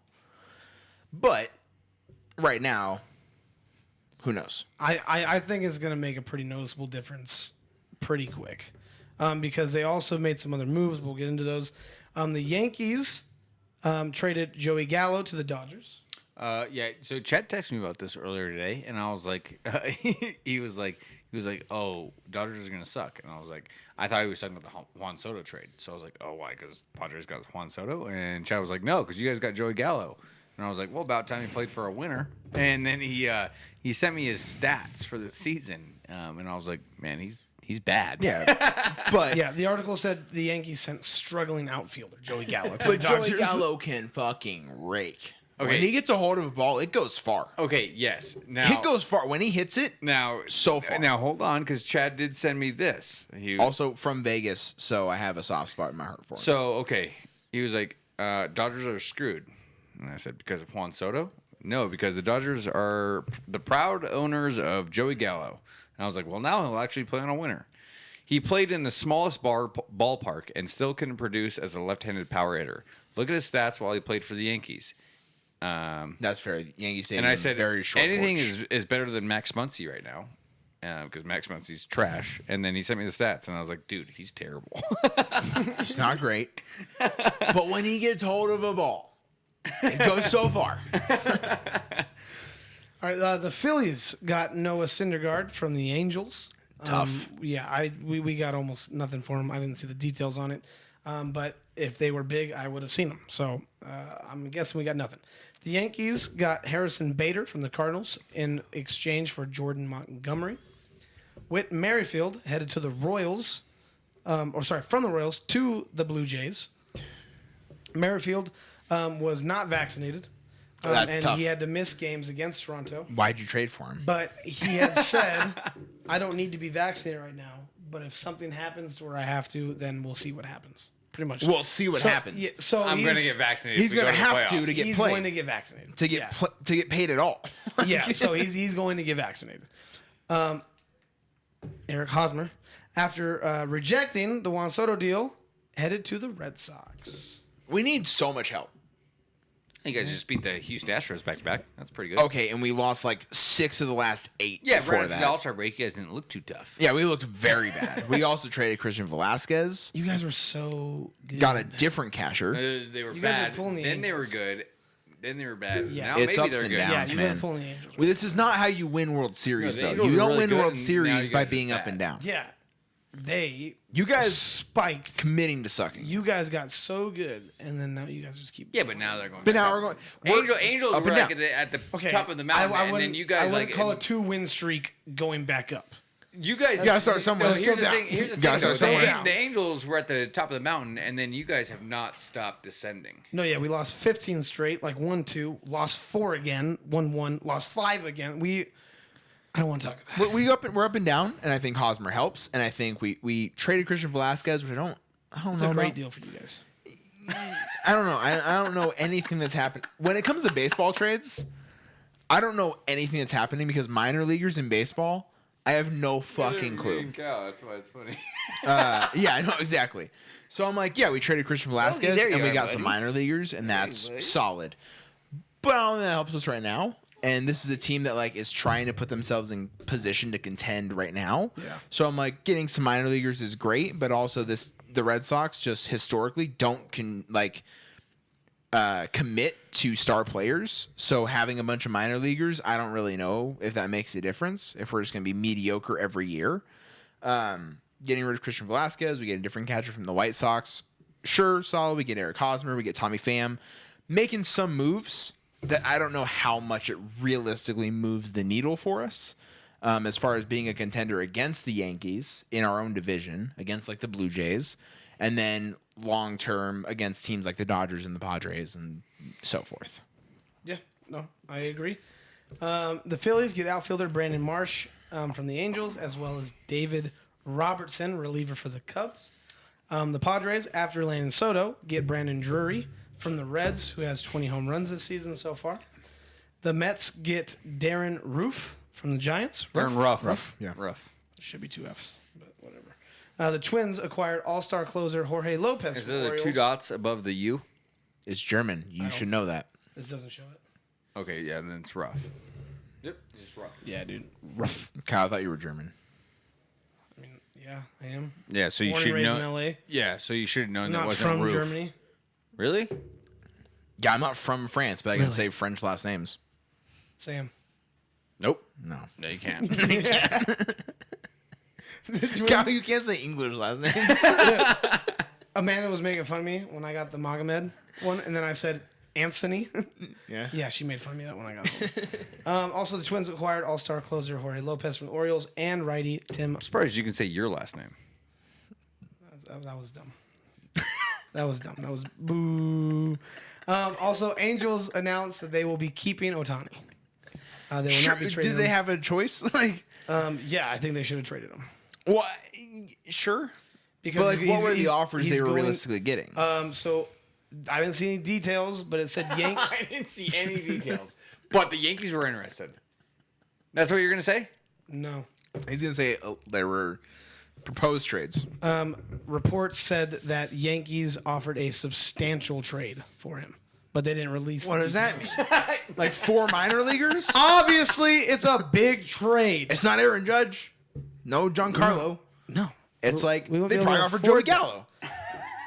Hey, we'll give you Joey Gallo And 3 minor leaguers. some cash and some minor leaguers. We'll pay Okay. you $4 million. Well, I'm to not take even. Joey I'm not Gallo. even going to play along like you guys have not seen sports updates with rumors of substantial trades, and you gone, oh shit, they offered a lot for that. So I'm not even going to play along with that. Man, no, we're not Because stupid. You guys know that that was a big trade that would have been offered for debatably the best player in the league right now, who can play multiple. Reigning MVP. Yeah, reigning MVP. Hey, Kyle, take it easy. Take it easy. Reigning MVP. Take it easy. dude. Reigning MVP. It's okay. Stop yelling. And he's fucking amazing. Hey, How does dude. it feel to have reigning MVPs in 2 different sports for your teams and nothing to show for it? When was the last time the Celtics won the championship? When was the last time? When was the last time the Chargers won a Super Bowl? Dude, I became a Chargers fan like 2 years ago. When was the last time the Red Sox won a World Series? You have More recent than the two of Angels. the best players in 2 out of the 4 major sports leagues, and you have no championships in the last 5 years. It's rough, guys. In football, I have a great regular season every year, and then I get let down in the playoffs. The Angels, they fall apart and shit. I can't remember the last time they've been in the playoffs. It's been at least 8 years. Chad said torched. Yeah, dude. Well, Chad, you know what, dude? Okay, Chad. Okay, yeah, okay, Chad. When was the last time the Rangers won a World Series? When was the last time Dude, the Raiders made it to a have Super Bowl? the most dominant win in the history of MLB, though. The what? The most dominant win in the history of MLB belongs to the Yeah. Rangers. Yeah. And we almost took that away from them. Yeah, you did. You Gave almost that. did. You almost failed, gave though. that to the Blue You Jays. failed. Yeah, so I don't know why you're getting So all you're cocky welcome, over there. Chad. We could have taken that from you. But I said, you know what? No, let's leave it. All right. Okay, all but right. that wraps it up for this week's sports news that you did not know that you cared about. Nice. Hey, good job. Obviously, Good job UFC today. and Deshaun Watson was a big part of this sports news. Yeah, good job. We talked about Deshaun Watson for like 23 minutes. That's fair. That's deserved. Yeah. Yeah. Okay, so we are moving on. We finally have a draft going on. So how are we doing this? So I have a Wheel of Fortune going on right now. I just have that pulled up. I'll show you guys. Wheel of Fortune. I have our 3 names. So I'll just go ahead and spin that. That will determine. Yeah, it's going to determine who gets Do you first refer pick. to me as Tim or Timmy? I call you Timmy. I just put Tim on here because it's less letters. Damn it! Kyle gets first pick. And Didn't I'll want first pick. spin again. And Timmy gets second pick. Nice. So I go third, and it's a snake draft. I need to pee before we start. So Kyle. Fucker. I wanted the third. And, pick, so- we're doing 1 minute on the clock for each one of these picks. Oh, we're gonna wait though. Are you gonna put him down? I'm not going to start it now. Oh, yeah, I'm going to put him down. Okay. It'll take, but it'll take 3 seconds. Kyle, to type I mean, names. you've No, absolutely. I realistically... already know who my pick is. Yeah, you've realistically had a long time to think about it. All right. Okay. Timmy, who you going second? No, don't say it yet. Oh, fuck. Shattered another picture. It's not shattered. It's totally fine. Who are you gonna go with the number 2 pick overall? I don't know.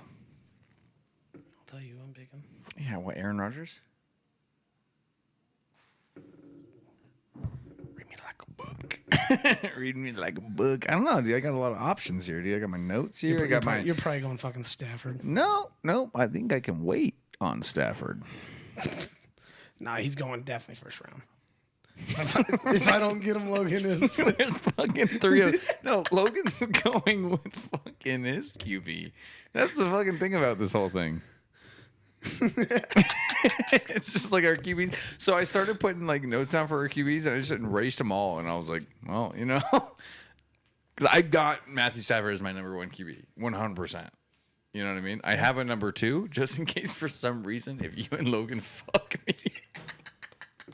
Like I have one, I have a second one. Number 1 overall pick going Matthew Stafford. Oh fuck you. Oh, I already have an idea of what we're going with quarterbacks. So, Okay. All right. Kyle, first pick. Wait, Wait. Hold on. Are we Stop, doing? dude. Are we doing just this Take it current easy. season? Or are we doing like if we're building our own dynasty going forward for we're the just rest of talking our about lives? this. No, we're just talking about players and like what we think are good right now.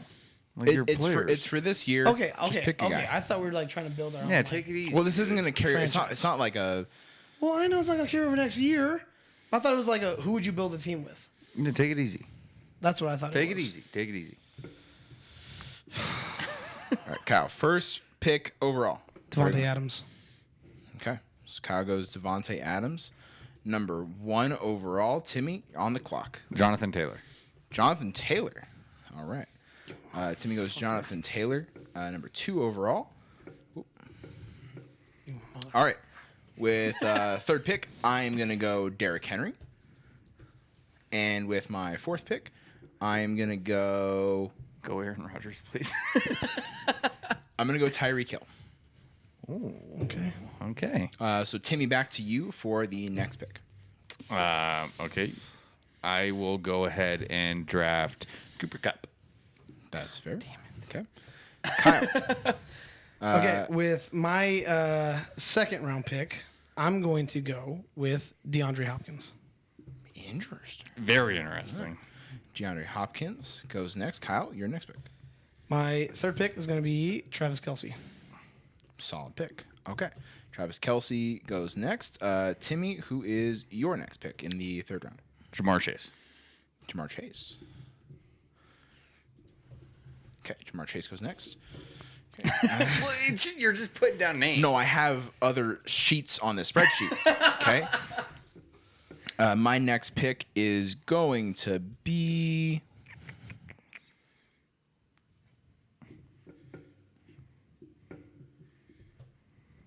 Gone. I'm going to go George Kittle.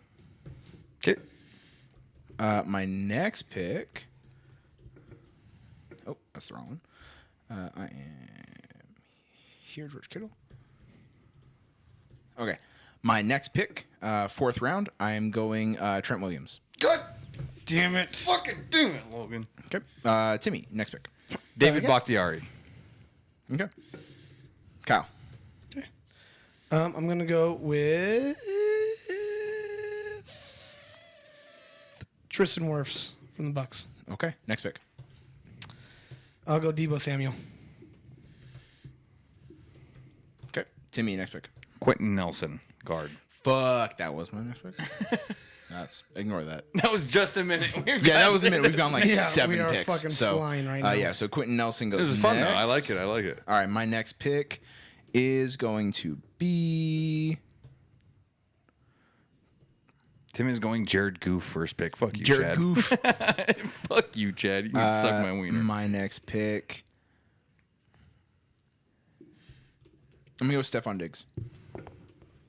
I like that. And then my next pick, I'm going to go. Let's go. Zach Martin. Timmy, next pick. Corey Lindsley. Yep. Okay, I'm gonna go Creed Humphrey.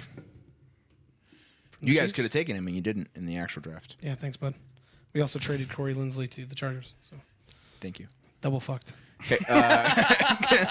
Kyle, next pick. Center in the NFL. Kyle, next pick.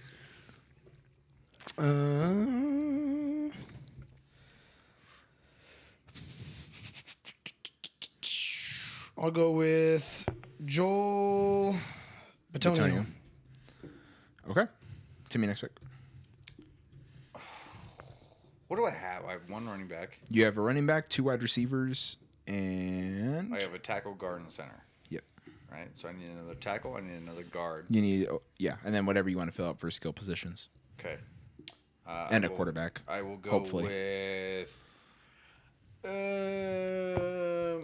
Let's go. For my next guard, because you grabbed Zach Martin, right? I did grab Zach Martin. Yes. I'm gonna go Laken Tomlinson from the Jets. He's very durable. Played over 1,000 snaps for 5 straight seasons. So Solid. not injury prone. So Just I like played that. a couple seasons with the Niners too. Yeah. Great running offense. Yep. Okay. My next pick. Let's see. I am gonna go Justin Jefferson to round out my receiving core, Okay. and let me take another tackle here.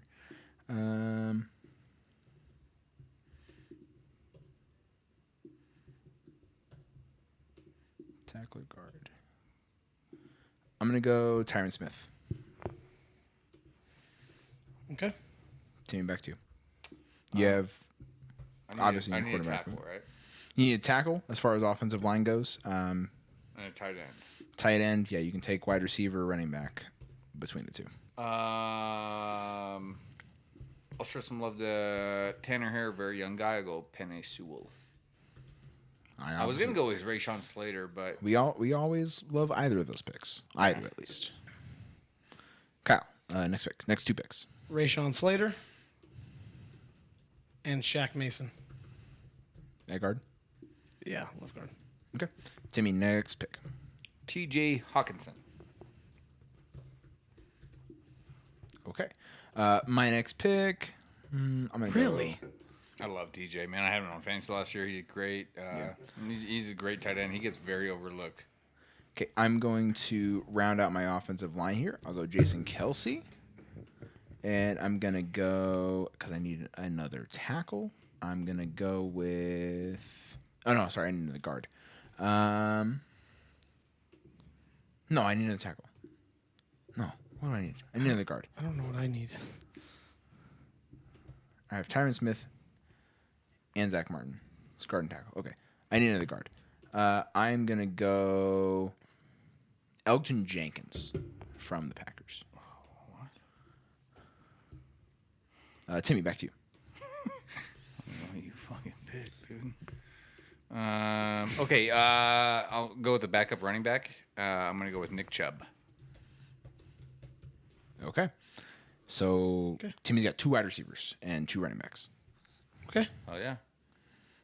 That's Kyle, my pick. How many last more 2 rounds I picks. got? You got 1 more round because there's Okay. 2 more picks. Perfect. Oh, so there's only 2 more? Yep. Okay, running back, I'm going to go Dalvin Cook. And quarterback Aaron Rodgers. So, yeah. Oh, Yeah. Fuck, dude. yeah, no. So I'm going to go Aaron Rodgers, but that's, yeah. Why didn't I go with the third wide receiver instead? God damn, I didn't really calculate this. Yeah, give me Matthew Stafford. Yep. Jesus. Um, Damn it. Okay. My last two picks. My last pick. Sorry. Yeah, last pick. I mean, Go Obviously. ahead. We knew quarterbacks. That's what you were peeing and me and Kyle were laughing about it. well, yeah, we were all going to take our own quarterbacks. Yes. I knew that the whole time. I wasn't going to. I thought this was like if we were building a franchise. Who would you have taken? Patrick Mahomes. I would have taken Josh Allen. I would have taken your quarterback. I have Pat Mahomes, Josh Allen, Joe Burrow. You suck on my dick. No, you, I have don't, Joe, actually- you have Joe Burrow over Justin Herbert? I do have. I Joe love Burrow. Justin Herbert. I do. Over but- Justin Herbert? Yeah. Dude, he I hate he both went of to you. the Super Bowl. And didn't win. He almost won. You guys lost to the Raiders in the last Yeah, week- because of our in coach. the last Not week to get because into the Justin playoffs. Herbert did everything he possibly could to get us there. He missed every single pass except for fourth downs. When it mattered, he showed up. Hey, you know I love Herbert, dude. Do you? But Joe Burrow has so much Some confidence. Oregon fan, huh? Yeah, I know, He has right? too much confidence. Joe Burrow has too much confidence. All right. And well, I'm not going to put Herbert above Mahomes or Allen. All But right, we so got that- Aaron Rodgers. that puts us at our teams. We're gonna post this on Instagram as far as what our offenses Damn look it, like. dude! I thought there was more around. I wouldn't have gone with the backup running back. Hey, so that's Yeah, why I don't know why you took That's two why it running caught me backs. off guard. I know. I thought. So I do you had want to one go more through round. it? Just start with like our lines. Yeah. and- So Kyle's offense. He's got Aaron Rodgers at quarterback. He's got Dalvin Cook lining up next to him. Great threat out of the backfield as well in the passing game. He's got Devontae Adams, so he still has Aaron Rodgers, Devontae Adams next to each other. So solid for him. He's got D Hop as his wide receiver 2 and Debo in the slot. So that's a great lineup there. Travis Kelce on his tight end as well. So he's looking pretty strong. I mean, all of our teams are going to look nasty. Very strong, But yeah. mine's so good. Yeah, and then Very good. Dude. offensive Good job. line wise, he's got Tristan Wirfs from the Bucks. He's got Joel Bitonio from the Browns, Creed Humphrey from the Chiefs, Shaq Mason, Patriots maybe. I don't know. He was on the Patriots. I don't know where he's at now. He's on the Bucks. Bucks. He's on the Bucks now. Of course he is. And then Rayshon Slater from the Chargers. I assume you'd have Tristan Wirfs left tackle, Rayshon Slaughter right tackle. Slater. Yep. Fuck me. Slaughter. Yeah, that's me. Rayshon Rayshon Slaughter Slater. would I like be that. way Way better. cooler. I like that. Okay. Way cooler. Timmy's got Matthew Stafford as his QB with Jonathan Taylor and Nick Chubb out of the backfield, which is still deadly as fuck. It is pretty nasty. I had And he's JT got- as my number one right now. And he's got Cooper Kupp and Jamar Chase lining up at wide receiver with TJ Hawkinson at tight end. Offensive line consisting of David Bakhtiari, Quentin Nelson, Corey Linsley, Laken Tomlinson, and Penny Sewell. I think I have the best offensive line. That's fair. You got the number one guard, probably number one center. Tackles are kind of up for debate. Yeah, they are. I have Justin Herbert with Derrick Henry in my backfield. Stephon Terrible running back pick. Who was it? Derrick Henry. Oh, that's It's trash. he was my running back too. Animosity, guys. Come on. Okay. I have Stephon Diggs and Justin Jefferson as my top two receivers, guys that could have been together in Minnesota, but now they're going to be on my team. With Tyreek Hill in my slot, George Kittle at my tight end, I got Trent Williams, Zach Martin, Jason Kelsey, Elgton Jenkins, and Tyron Smith to round out my offensive line. Obviously, all solid picks. We will be posting this on the Instagram. You guys can let us know who you think has the best offense next week. And Chad, no, I did not win with fantasy with TJ Hawkinson. However, I also didn't win fantasy with Jamar Chase on my bench. Tough.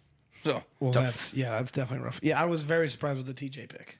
Yeah, I was well, too. no, I I was, was- well, I I was had- more I had surprised Mark with Andrews. that than a second no, I running had back. to pick a third tight end, and I like TJ Hawkinson a lot. I like Mark Andrews a lot. I had him up there. Darren Waller? I had Darren. No, I'm sorry, Chad. I would don't take Darren Waller I over don't TJ. trust Darren Waller after last season. He kind of disappeared at the end. I had him on my fantasy team. Yeah, He no, did like shit Darren for Waller me. is a very good tight end, but he disappeared last season. TJ necessarily didn't. However, Jared Goff didn't have a whole lot to I throw was like, to. TJ was the only person. Except for TJ. Who did Derek Carr have to throw to? Hunter Renfro? Yeah. Yeah, but that's it. That's a very Renfro's specific good. slot Great route receiver. runner. I like Hunter Renfro a lot. He's a great route runner, and he can catch a lot of passes. But he's not like a fucking He's not a stud wide receiver. seven he's a for solid 150 receiver. TD kind of guy. Okay, He's not. Wait, I'm confused right now. I'm getting yelled at right now. Yeah, Okay, they had Renfro. Who did the Lions have? Amon-Ra St. Brown. yeah, 100%. And DeAndre Swift coming out of the backfield. I'm taking Josh Jacobs and Renfro over that duo any day. I would Depending on the not. quarterback. I don't even know what Tim said. I I heard him, the quarterback. Depending on the quarterback. Yes. Yeah, I'm with you. These on- are so good. Yeah. Waller's way better than Higbee. 100%. 100%, Chad. That's not wrong, Kyle. Chad. Yeah, I was like, I'm reading the fucking comments here. Right? No, yeah, Chad. No, yeah, I agree. Yeah. With Chad. All right. So Oh, that's hey, made a $50 bet with somebody at work, by the way, that the Chargers would have a better record than the Raiders. Rich Eisen has the Raiders like potentially winning the AFC West. So and I'm does like, he.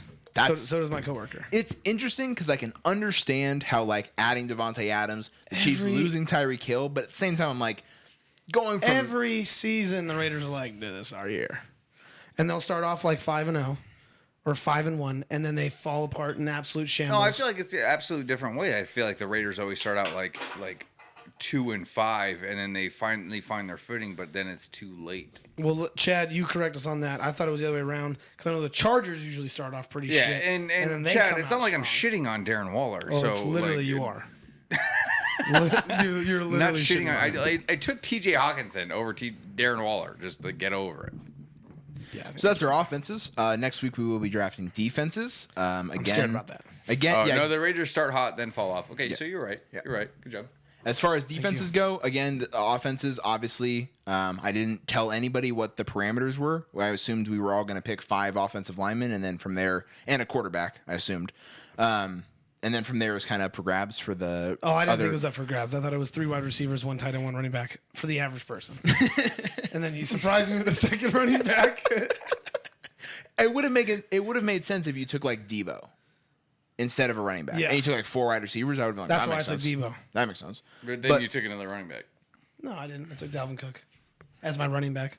I grabbed your second one. I Yeah, threw no. Debo in I the thought slot. I thought I had another pick, so I was like, ooh, 1-2 punch in the backfield, and then I was gonna grab like I don't know someone. Let me see. Yeah, who that's I why had. I didn't prep anything more than 3. Let me see per who I had. position. So I prepped like 3 at every position. I was gonna grab either like CeeDee Lamb or Terry McLaurin, maybe Keenan Allen, and then like he was Keenan like, Allen would've been he was great. like, okay, your last pick, and I was like, well, I need a quarterback. I need a quarterback. I don't know. Nick Chubb took some practice snaps at quarterback for the Browns in training camp. I was gonna say, yeah, if you would have Ooh. drafted OBJ.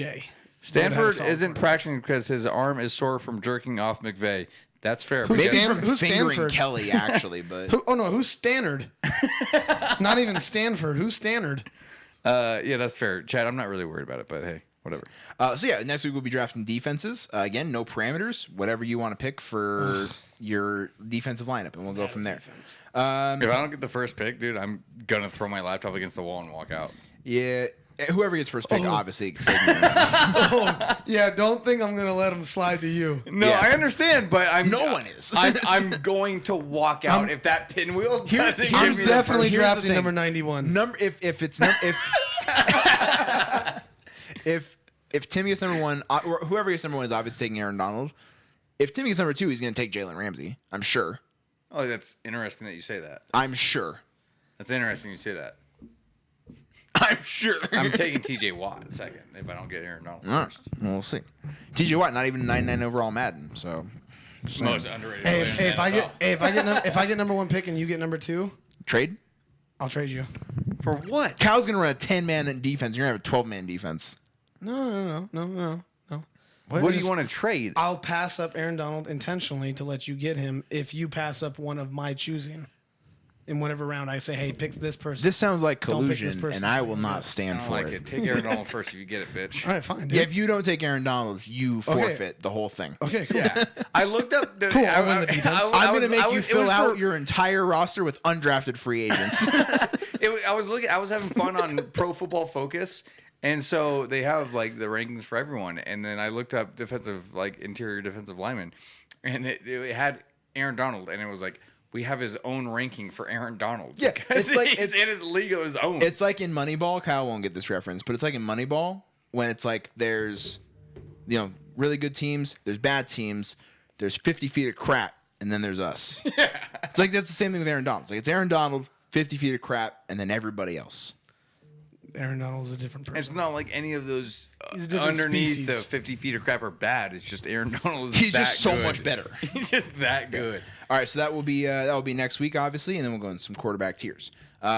But that's it for. Can't wait for quarterback tiers. I'm looking to make some real fun ones. Oh, I did update my my tier list for you guys. There's now 35 quarterbacks because I was gonna say, are you gonna send it I to didn't. us? I didn't have. I sent you guys one that was a little outdated because I only had like 32. I still haven't opened But it. it just had I'm Deshaun. getting that. I sent it to you guys last week. It was a whole text message thing where I was laying on the couch and Logan was like, "Did you get it?" No, those are the calendar invites. That was calendar invites, but I also last week during the episode It we're the most disorganized podcast you guys will ever see. Logan, I think You you're a texted liar. it to us? I think you're a liar. Yes, I did text you guys. You definitely did not text us the No quarterback way. tiers. No way. No way. I would have definitely saw it. Maybe. Yeah, I remember getting all of the calendar invites that night, or if it wasn't the next day. But I Yep, definitely did send it to you guys Tuesday, July 26th, which was last Tuesday. That's a bunch of malarkey. It's not a bunch of malarkey. I have it on my text messages. But don't regard it because it is old, and I redid my entire tiers. Yeah, I'm not and- going to regard it because I never got it. No, you didn't. What does it say right here? Boom. Tier maker. Oh, no. Oh, yeah. I didn't ever click on that. I was just like, because like, go look, scroll down. Oh, yours not touchscreen. Tuesday 26th, I have 4 total messages. That's it. You literally texted after that, Kyle. What was the last text you had? From Tuesday 26th? I was going to check with Tim, but yeah, I want to make sure that he's okay if I keep going in his house. And go up from Trying that. to get squatters' rights. Yeah, you're all good. Live at 7 tonight. Sorry, go down from that. Okay, Rogers trolls Devontae Adams. That was Wednesday. That was the next day. That was the 27th. Interesting. I did text you guys. Okay, I did not get it. That's your phone's fault. So I will resend you guys the link for quarterback tiers. I updated it regardless. Did you get it? Yeah, no, because I got it. Because I didn't click on the link, though, but I was like, Logan, is that like the thing where you make the tiers? Thanks. Okay, take Yeah. it easy. So I'm going to send you guys a new one because I added 3 quarterbacks to that. This last one did not have Sam Darnold, nor did it have Drew Lock or Jacoby Brissett, who will actually be starting for the Browns this year. Most likely. Unless the NFL counters with no games for Deshaun Watson, which would be interesting. But yeah, I added a couple more quarterbacks. I changed my tiers as well, so I'll send you guys the new list. That's 2 weeks from now, though. Why don't we jump into some boom and bust? What you got? 2-2. I've got 2 and 2. I got 2 and 2. Dude, look at us go. Timmy, I'm getting back kick it on off. track, guys. I'm sorry in the last couple weeks. I've been giving you guys so much shit for not having 2 and 2. And then as soon as you guys have 2 and 2, I fucking don't. And so I apologize. No worries. Go ahead and kick it off. Okay, my first boom is robots. Always. Robots are very cool. What? Nothing, go. No, what? Just go. What? Because I love that you always have the most fucking obscure shit. Okay, so robots, because they're starting to turn against humans. Always.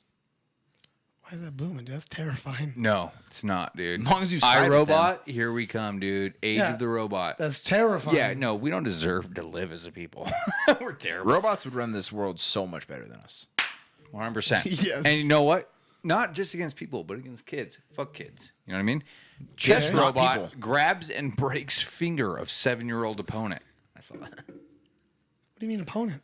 Like they were playing, it was a kid playing a computer, like a robot. The kid was playing against the robot. The robot grabbed the kid's finger and broke it. I'm sure it went something like he took a move and then the robot it. went. But dude, hey, guess what? What up, robots? Yeah, get fucked kid that Yeah. just sitting there and gets his finger broken. Yeah, dude. Hey, kid. Learn Be how better at chess. To, yeah. Yikes. Learn how to take your finger off the piece, dude. That's the whole rule. You see a robot coming for you, move your hand. yeah. It's not that complex. But then the turn's done if he pulls his hand. He was still thinking about it. The robot went, my turn. and just Yeah, guess what? snapped Now his you finger. now you Boom. can't continue the Yeah. match and you lose He automatically. goes, you're going way too slow, dude. Broke his little fucking finger. Boom into the robot, not taking any shit. I liked it. You Kyle, hated it. First one. All right, women. Interesting. I know. Why would it be interesting? Curveball for Coach. Literally, my last boom was Curveball for women's Logan. flag football, and the WNBA is always my bust. Yeah, so, no, yeah, this one's a curveball meant for Logan. Under the table, under the camera. I like that. 4 members of the Lat 35 all-women rowing team. Libby, Sophia, Johnston, Brooke, Oh, so Sophia had 3 names. My bad. Oh, boy. Brooke and Adrian set off in June for the Great Pacific Race from San Francisco to Honolulu. Wow. They rode more than 2,400 nautical miles, and when they arrived in Hawaii on Tuesday morning, they had completed their journey in 34 days, 14 hours, and 11 minutes, a new world record.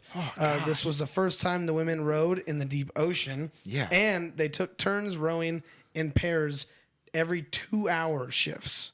So 4 of them, and then only 2 of them were rowing at a time.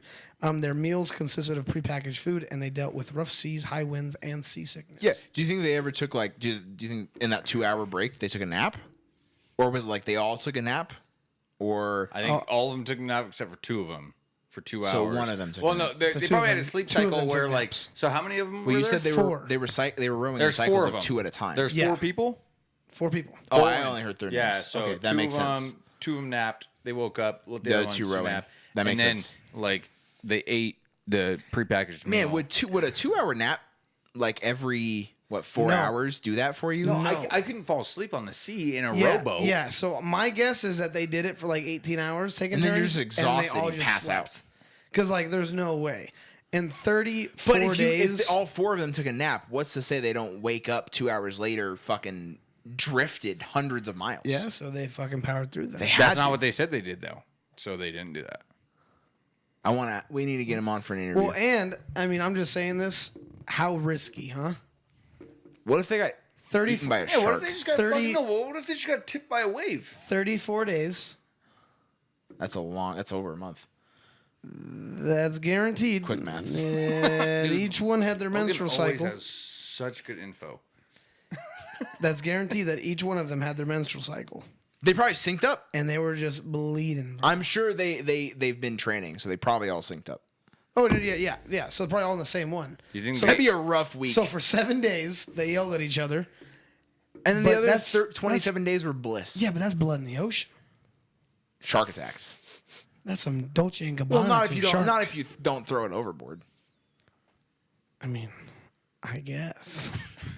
You got to think it's a pretty big fucking canoe. I would imagine to not get tipped over. That's the a wave, lot too. of tampons. big boom to them. What's your first boom?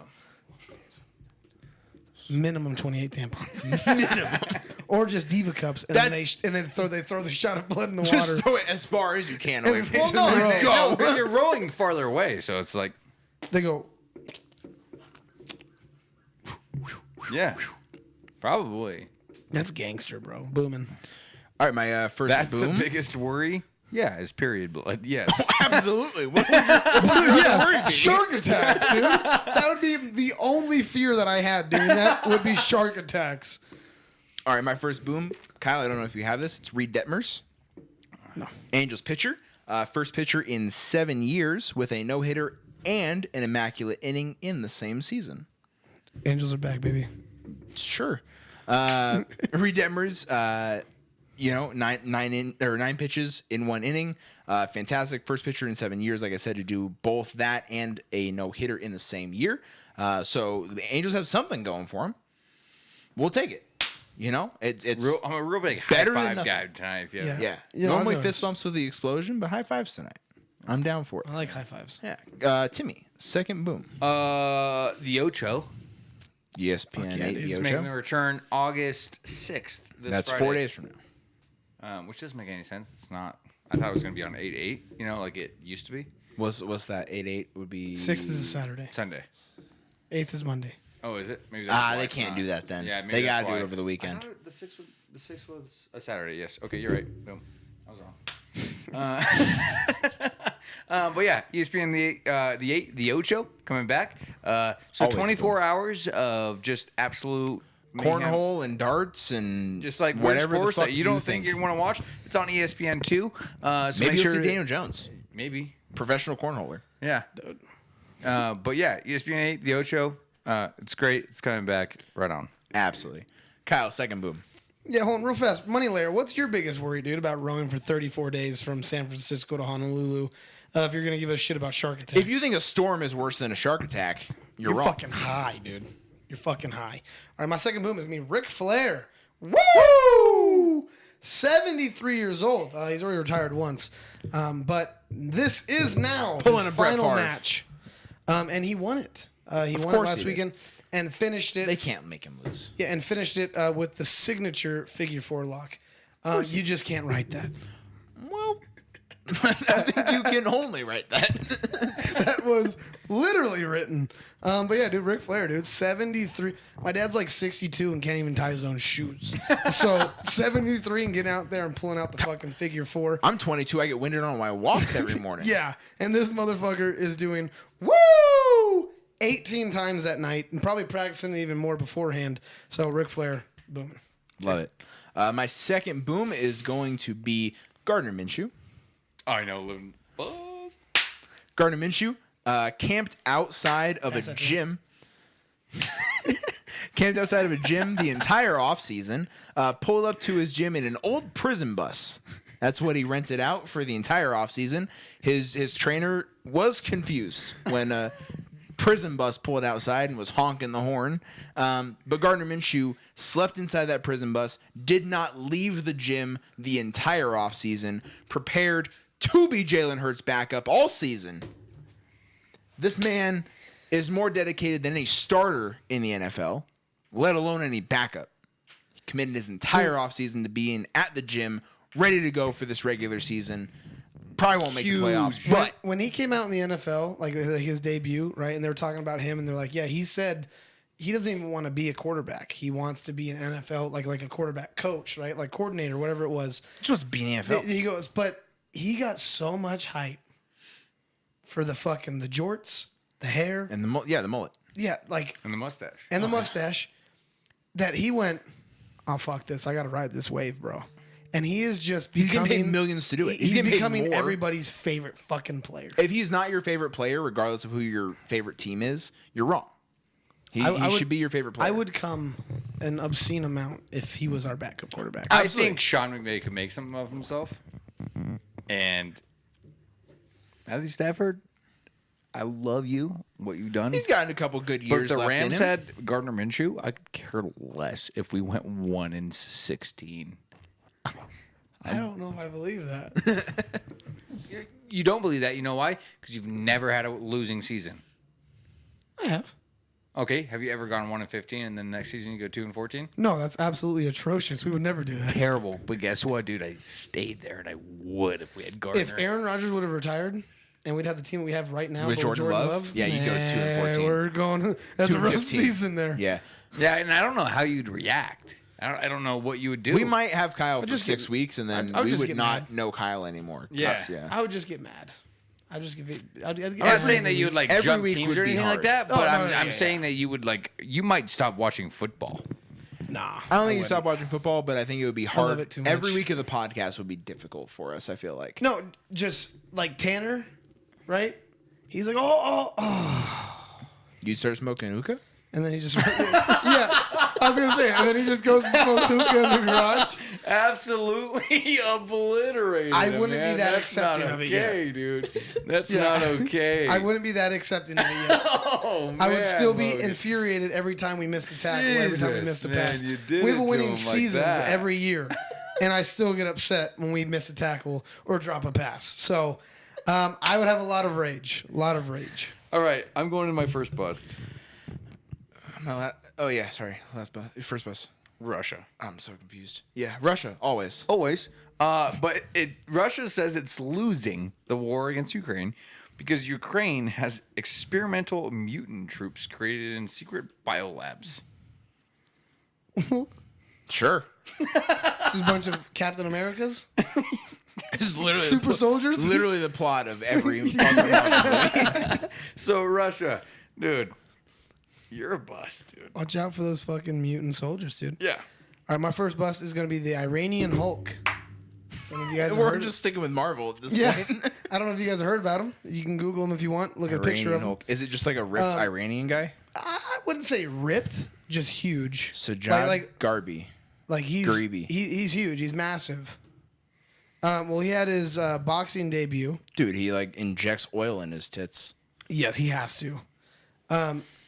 He had his boxing debut and got obliterated. Yeah, of course he did. This guy can barely stand up. Absolutely obliterated. You think this guy would have like that Nagano power when he throws a punch? No.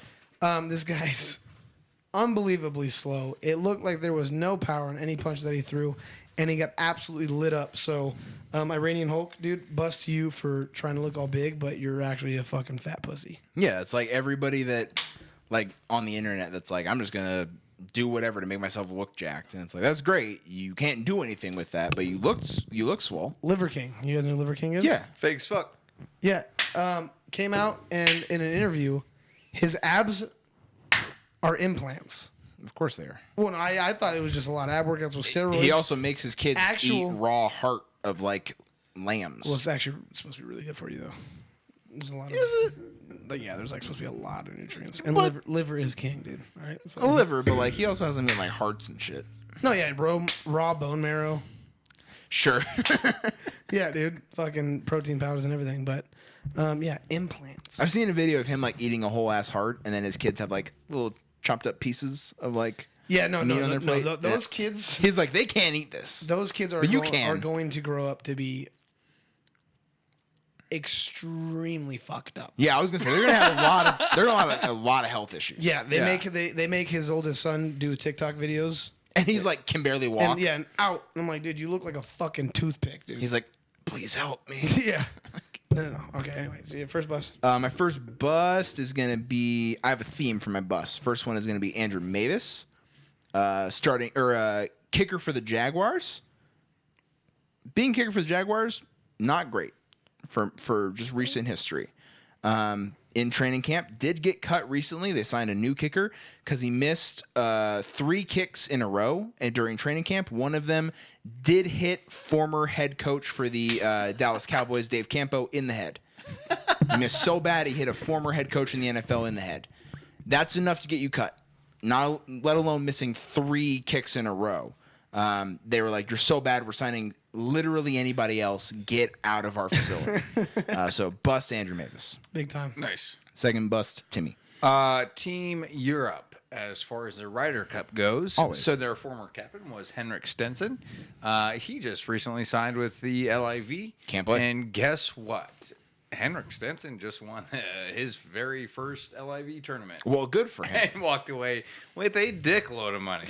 And so the Team Europe's backup captain was Luke Donald. Now, he's a captain. Now, don't get me wrong, Luke Donald had an amazing career. But, man, really looked bad for Team Europe when he joined LIV, and then Europe was like, "You're not going to be our captain." And then he's like, "Okay," and I'm just going to go make way more money than you guys were going to pay me to be the captain. He's like, "Oh, dude. I mean, I'll root for you guys, I guess." Yeah. So boom to Henrik Stenson, and also big bust to Team Europe. That shouldn't have swayed your decision. Henrik Stenson, Open Championship winner, should have been your guys' captain all along. But you know what? Everything is what it is. Go ahead, Kyle. Word. My second final bust is gonna be crabs. Like The thing in your disease pants? or the animal, the Like the crustacean. Okay. Nice. Okay. So I like crab.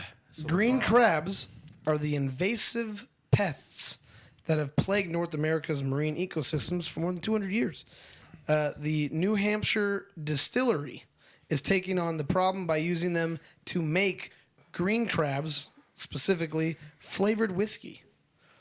Tamworth Distillery Crab Trapper whiskey gets some of its flavor from green crabs caught off the coast of New Hampshire. I'm gonna drink it just because it's called Crab Trapper. The crabs hitched a ride to the United States on ships coming from Bring it Europe. downtown and give it to the homeless woman. Hey, In here's the- some Crab Trapper. Boom. In the 1800s, Absolutely. and they eat tons of shellfish and absolutely destroy the fish habitat in that area. So, quote from the distillery: "They're small, they're green, they're crustaceans. Now they're in my whiskey." Love that. Yeah. So boom into those crabs. Bust to what? Oh, sorry. Bust to the crabs. Yeah, because they're all gonna be Yeah, dead. my bad. Yeah, bust to the crabs they're all because gonna be they dead. are now being caught, captured, and forced into whiskey. Okay. Yeah, absolutely. My second bust, again, I said I had a theme. It's Daniel Jones. Again, going back to training camp. Daniel Jones, not known for his accuracy. Nope. Known for some errant passes. Did airmail a pass at training camp. Did hit a disabled fan in the head. And God damn it. God damn it. So I I was about to put like just fans showing up to training camps as my boom for the week, but I felt like this was better to have two different guys getting hit. Just you go to a training camp, you don't expect to get hit with a ball, and like you'd think maybe have your hands ready, but What kind of disability? I don't know. It just said the tweet just said disabled fan, and the number one comment was don't disrespect Kenny Galladay like that. Oh, moving to that person. Moving to that person. Big booming to whoever commented that. Yeah, I want to know what the disability was because I feel like that definitely changes the story of it. Probably too. no arms. Was it like Jesus? Just Come on. I'm open. No. I thought you were impersonating somebody. But he doesn't have I arms. How thought, can he do that? I thought he was being a wide receiver. He doesn't have arms. How would he do that? You're talking about the wide receiver, you fuckhead. All right. But yeah, so busted is Daniel Jones. Bust to Andrew Mavis. man. Come on, guys, just hit your targets. Let's not hit fans. Literally. With the balls. So yeah, big bust to some guys at training camp. But that wraps it up for this There we week's go. Totally Talking Sports, episode 90. We will be coming at you guys next week, episode 91. We got a defense draft, probably be a similar format, extended, a little bit of sports news, whatever we can talk about. And we'll go from there. But thank you guys, as always, for the support. We will catch you next week. Appreciate y'all. See you guys next week. Yep, love you guys. Check our TikTok. We posted our first TikTok, guys. The video of us doing the 999 challenge. There'll be some more cutouts and everything like that coming up. I got a little road trip coming up, so I'm gonna have some time to edit some videos. I'm gonna post some more TikToks. That's at Totally Talking Sports. Logan's got some great ideas for TikTok in the future, and on our Instagram, again, we will post our offensive drafts that we did tonight. We'll even make a little TikTok about it, go over them, and then we want you guys to tell us who you think has the best offense, just absolutely stacked, and that just overall works together. All right. So love you guys. Thanks for tuning in to episode 90, and episode 100 will be coming up very shortly before we know it, and we'll make sure it's spectacular.